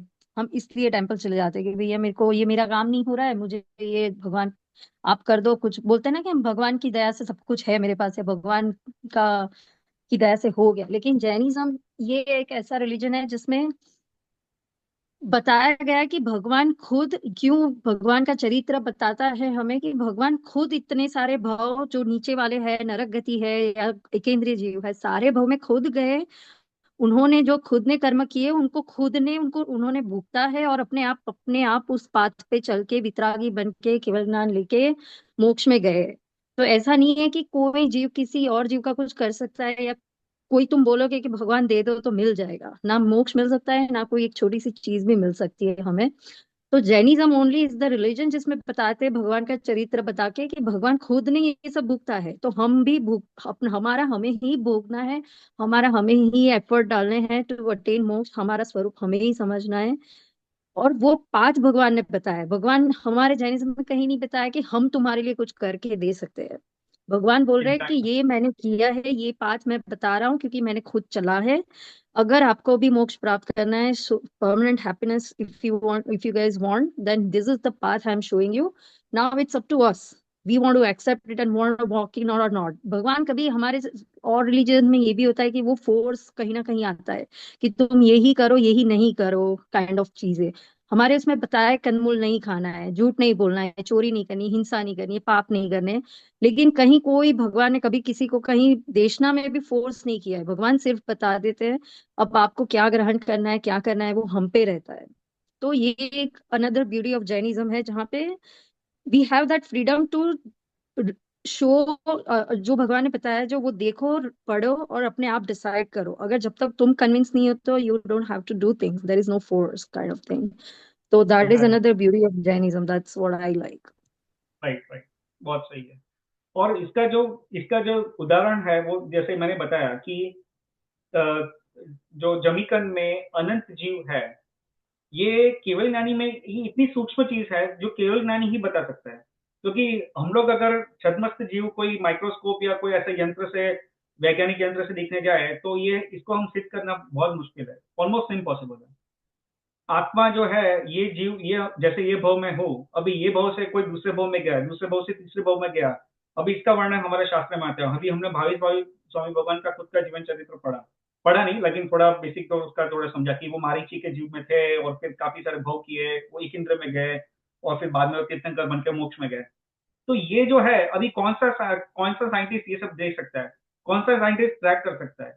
अरे वो कोड़ा कोड़ी सागरोपम का काल है, एक कोड़ा कोड़ी सागरोपम, वो कौन सा साइंटिस्ट कैसे प्रूव करके बताएगा कि वो एक सागरोपम पहले वहां पे थे यहाँ पे है? एक एक भाव का हम लोग देख नहीं पाते हैं साइंटिस्ट आज की तारीख में। ठीक है, तो वो इतना सारा कैसे बताएंगे? It is not possible. ये केवल ज्ञानी के ज्ञान में ही ये सब दिख सकता है। सो कहने का पॉइंट ये है कि अगर हम ये सब चीजों का अगर चिंतन करें तो हम ये समझ सकते हैं कि हमारा धर्म जो है वो केवल ज्ञानी के ज्ञान पे आधारित है, और इसीलिए ये पूर्ण सत्य है। और इसमें इसलिए हमको यहाँ पे we don't need to worry about ये सोचने की जरूरत है कि ये जो हम पढ़ रहे हैं वो ऐसा होगा कि नहीं होगा, सत्य होगा कि नहीं होगा। ये सब जो केवल ज्ञानी के द्वारा जो प्ररूपित है उस पर हमको शंका करने की जरूरत नहीं है। हाँ ये हो सकता है, ये हो सकता है, क्योंकि देखिए होता क्या है कि केवल ज्ञानी जब केवल ज्ञान होता है, तो तीर्थंकर को जब केवल ज्ञान होता है और समोसरम में देशना देते हैं, तो केवल ज्ञान में जितना ज्ञान है उसका अनंतमा भाग, सिर्फ अनंतमा भाग भगवान जो है अपनी दिव्य ध्वनि में उसको बता सकता है, ठीक है। और उसका भी अनंतमा भाग जितना दिव्य ध्वनि में बताता है, उसका भी अनंतमा भाग गणधर जो है उसको उसको झेल पाता है और उसको ये अपना द्वादशांग में जो उसको बता पाता है। और जो द्वादशांग की रचना हुई उसके बाद, ये भी 2,500 से 3,000 साल के पहले की बात है, क्योंकि महावीर स्वामी भगवान तब हुए थे, राइट। उसके बाद भी कितने शास्त्र जो है वो हमारे चले गए। जैसे आचार्य कुन ने 84 शास्त्र तो लिखे थे, और उसमें से अभी हमारे पास आई थिंक 7 या 8 शास्त्र सिर्फ अवेलेबल है, ठीक है। और बाकी का जो शास्त्र है वो भी चला गया है। और कितने जो अन्य धर्मों वालों ने, जो जैन धर्म, जो क्योंकि ऐसा काल आया था बीच में, तो उसमें अन्य धर्मों वालों ने जैन धर्म के शास्त्र जला के फेंक दिए और उसके नष्ट कर दिए, यही सब भी हुआ था। तो अभी जो है हमारे पास बहुत अल्प शास्त्र बचे हुए हैं। तो केवल ज्ञानी कहने का पॉइंट यह है कि जैसे अभी किसी ने ये क्वेश्चन पूछा था ना कि 608 जीवी मोक्ष क्यों जाते हैं, ऐसा हो सकता है कि इसका भी एक्सप्लेनेशन हो, इसका भी आंसर हो, लेकिन और केवल ज्ञानी के ज्ञान में तो इसका आंसर बहुत अच्छे तरह से होगा। बट अभी हमारे पास जो नॉलेज जो अवेलेबल है वो काफी सीमित है, और उसकी वजह से हो सकता है कि काफी प्रश्नों के उत्तर हमारे पास आज ना हो। उसका मतलब ये नहीं कि केवल ज्ञानी को उसका उत्तर नहीं पता था, उसका मतलब ये नहीं कि जैनिज्म इज नॉट एक्यूरेट, उसका मतलब ये है कि हमारा ज्ञानावरणीय का कर्म का इतना उदय है कि हमको वो ज्ञान हमारे तक पहुंचा नहीं। उसमें भी निमित्त अलग है, किसी ने हमारे शास्त्र जला दिए तो वो भी निमित्त है, उपादान तो हम है। हमारे ज्ञानावरणीय कर्म, हमारी उपादान की हमारी ऐसी योग्यता नहीं थी कि उससे ज्यादा ज्ञान हमको अभी यहाँ पे मिल पाए, जिसकी वजह से हमको अभी यहाँ पे नहीं हुआ। अगर हमारी उपादान की योग्यता होती तो आज शायद हम विदेश क्षेत्र में होते हैं, विदेश क्षेत्र में होते हैं, तीर्थंकर के सामने होता है, वहां पे हमको जो प्रश्न पूछने होते हैं पूछ सकते हैं और वहां पे हमको जवाब भी मिल जाता है। लेकिन अभी हमारी ऐसी उपादान की ऐसी योग्यता है, हमारे ज्ञानमणीय कर्मों का जो उदय है उसकी वजह से हम यहाँ पे उत्पन्न हुए, जहाँ पे हमारे समक्ष कोई केवल ज्ञानी नहीं है, तो जिसको हम ऐसा डायरेक्टली क्वेश्चन पूछ सके। लेकिन शास्त्र के आधार पर फिर भी हम बहुत सारा नॉलेज गेन कर सकते हैं और अपना कल्याण कर सकते हैं, ठीक है। चलो, ये अभी टाइम हमारे पास समय कम है, तो फिर एक लास्ट क्वेश्चन मैं पूछ रहा हूँ, धर्म की परिभाषा क्या है? धर्म की परिभाषा क्या है? धर्म किसको कहते हैं? और यहाँ पे मैं एक अल्टीमेट जो डेफिनेशन है उसकी बात कर रहा हूँ। फिर भी जिसको कोई भी उसका ट्राई करना आंसर तो ट्राई कर सकता है। धर्म की परिभाषा क्या है? What is the definition of religion? I am talking of Jainism obviously, not anything else. तो किंजल बेन, आप सोनगढ़ जाके आए थे राइट, थोड़ा टाइम पहले? Yes, last year. हाँ, तो वो जो वहां पे जो स्वाध्याय भवन है उसकी हाँ दीवार पे लिखा, उसकी दीवार पे लिखा हुआ है, उसकी दीवार पे बहुत कुछ लिखा हुआ है, आपने देखा होगा। हाँ, हूँ वो वहां, परमात्मा छू। हूँ परमात्मा छू, okay, good try, but that's not the definition of religion. या हाँ, तो उसकी दीवार पे ये लिखा हुआ है, आपको बताऊंगा, बट आई वांटेड टू सी किसी को आंसर अगर उसका पता हो। अपूर्व भाई, आप भी ऐसा सोनगढ़ गए थे राइट, पहले 1-2 साल पहले शायद गए थे।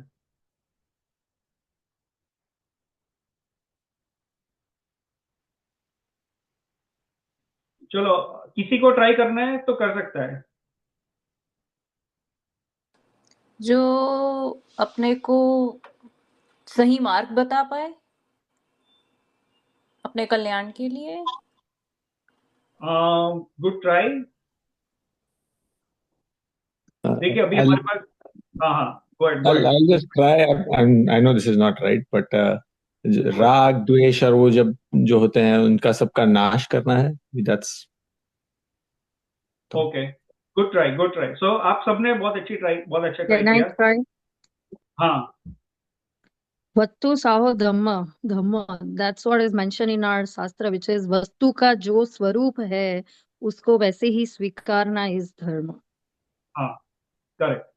तो किंजल बेन और अपूर्व भाई, वहां पे जो सोनगढ़ जो स्वाध्याय भवन है वहां पे ये लाइन लिखी हुई है, वत्तु सहाओ धम्मो, ठीक है। उसका मतलब क्या हुआ? वत्तु सहावो धम्मो। वत्तु, वत्तु यानी वस्तु, सहावो यानी स्वभाव, और धम्मो यानी धर्म, ये प्राकृत में है। ठीक है, तो वस्तु सहावो धम्मो यानी धर्म किसको कहते हैं कि वस्तु का स्वभाव, वस्तु का स्वभाव उसी को धर्म कहते हैं। हाँ, तो वस्तु का स्वभाव जो है उसको धर्म कहते हैं। ठीक है, अब हमारा टाइम हो चुका है, तो इसको मैं एक्चुअली डिटेल में एक्सप्लेन करने वाला था, बट डिटेल में नहीं, लाइक थोड़ा, I mean not that much detail but little bit detail. ठीक है, तो अभी लेकिन हमारा टाइम समय हो चुका है, तो I want to be respectful of everyone's time. तो मैं अभी इसमें भाई हम यही तो पूरा ये विराम रखेंगे। लेकिन धर्म की परिभाषा, जो अल्टीमेट परिभाषा है, वस्तु सहा वो धम्मो यानी वस्तु का स्वभाव वो धर्म है। अब इसका मीनिंग क्या होता है, इसको हम कैसे समझे, ये हम एक्चुअली नेक्स्ट सेशन में लेंगे। और उसके बाद जो है नेक्स्ट सेशन में हम क्या करेंगे कि चार अनुयोग, इसके बारे में थोड़ी मैं चर्चा करना चाहता हूँ, क्योंकि ये इंपॉर्टेंट टॉपिक है। I want to go little bit more systematically, इसलिए मैं एक्चुअली मेरा प्लान यह था कि हम नेक्स्ट सेशन द्रव्य संग्रह सीधा चालू कर देंगे। लेकिन before we do that I wanted to talk about four अनुयोग। चार अनुयोग क्या होता है, तो पहले हम इसके बारे में बात करेंगे, जैन धर्म के बारे में थोड़ी बात करेंगे, वस्तु सहो धर्मो उसका क्या मीनिंग होता है, उसको क्या समझना चाहिए, उसके बारे में बात करेंगे। फिर हम चार अनुयोग की बात करेंगे, और फिर द्रव्य संग्रह जो ग्रंथ है उसमें जितना टाइम बचेगा उसके हिसाब से हम उसका बेसिक इंट्रोडक्शन लेंगे। विल नॉट स्टार्ट विद गाथा ऑफ द ग्रंथ, बट उसका वो ग्रंथ कब लिखा था, किसने लिखा था, उसमें क्या टॉपिक्स कवर्ड हुए हैं, ये सब जो है उसका एक ब्रीफ इंट्रोडक्शन हम लेंगे। और फिर आई थिंक उसके बाद वाले सेशन से विल स्टार्ट विद द्रव्य संग्रह। ठीक है, so that is basically the agenda for our next session, and I'll also try to put it in the ये अपना जो WhatsApp ग्रुप है उसमें भी मैं डालने की कोशिश करूंगा। ठीक है, तो आज के लिए हम लोग यहीं पे हम विराम रखते हैं। मैं अंत मंगलाचरण पहले कर लेते हैं हम। Let me share my screen. सर्वमंगल्य मांगल्यम सर्वकल्याणकारकम प्रधानं सर्वधर्माणां जैनं जयतु शासनं, जैनं जयतु शासनं। जय जिनेन्द्र सभी को। Would you mind if we do Jain Vani Stuti एक बार हाँ बेटा? हाँ, या वी कैन डू जन्माष्टमी स्तुति also. Palak, do you want to do it? हे जिनवाणी भारती, तो ही जपू दिन रैन, जो तेरी शरणा गहे, सो पावे सुख चैन। जावाणी के ज्ञान ते, सूजे लोकालोक, सो वाणी मस्तक नमो, सदा देत हूँ ढो, सदा देत हूँ ढो। 9 times नमोकार मंत्र।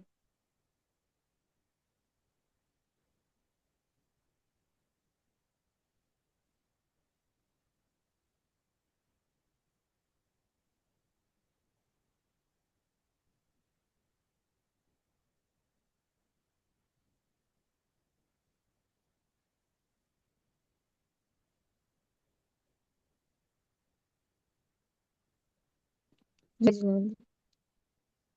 जय जिनेन्द्र। चलो जय मैं रिकॉर्डिंग जिनेन्द्र, थैंक यू।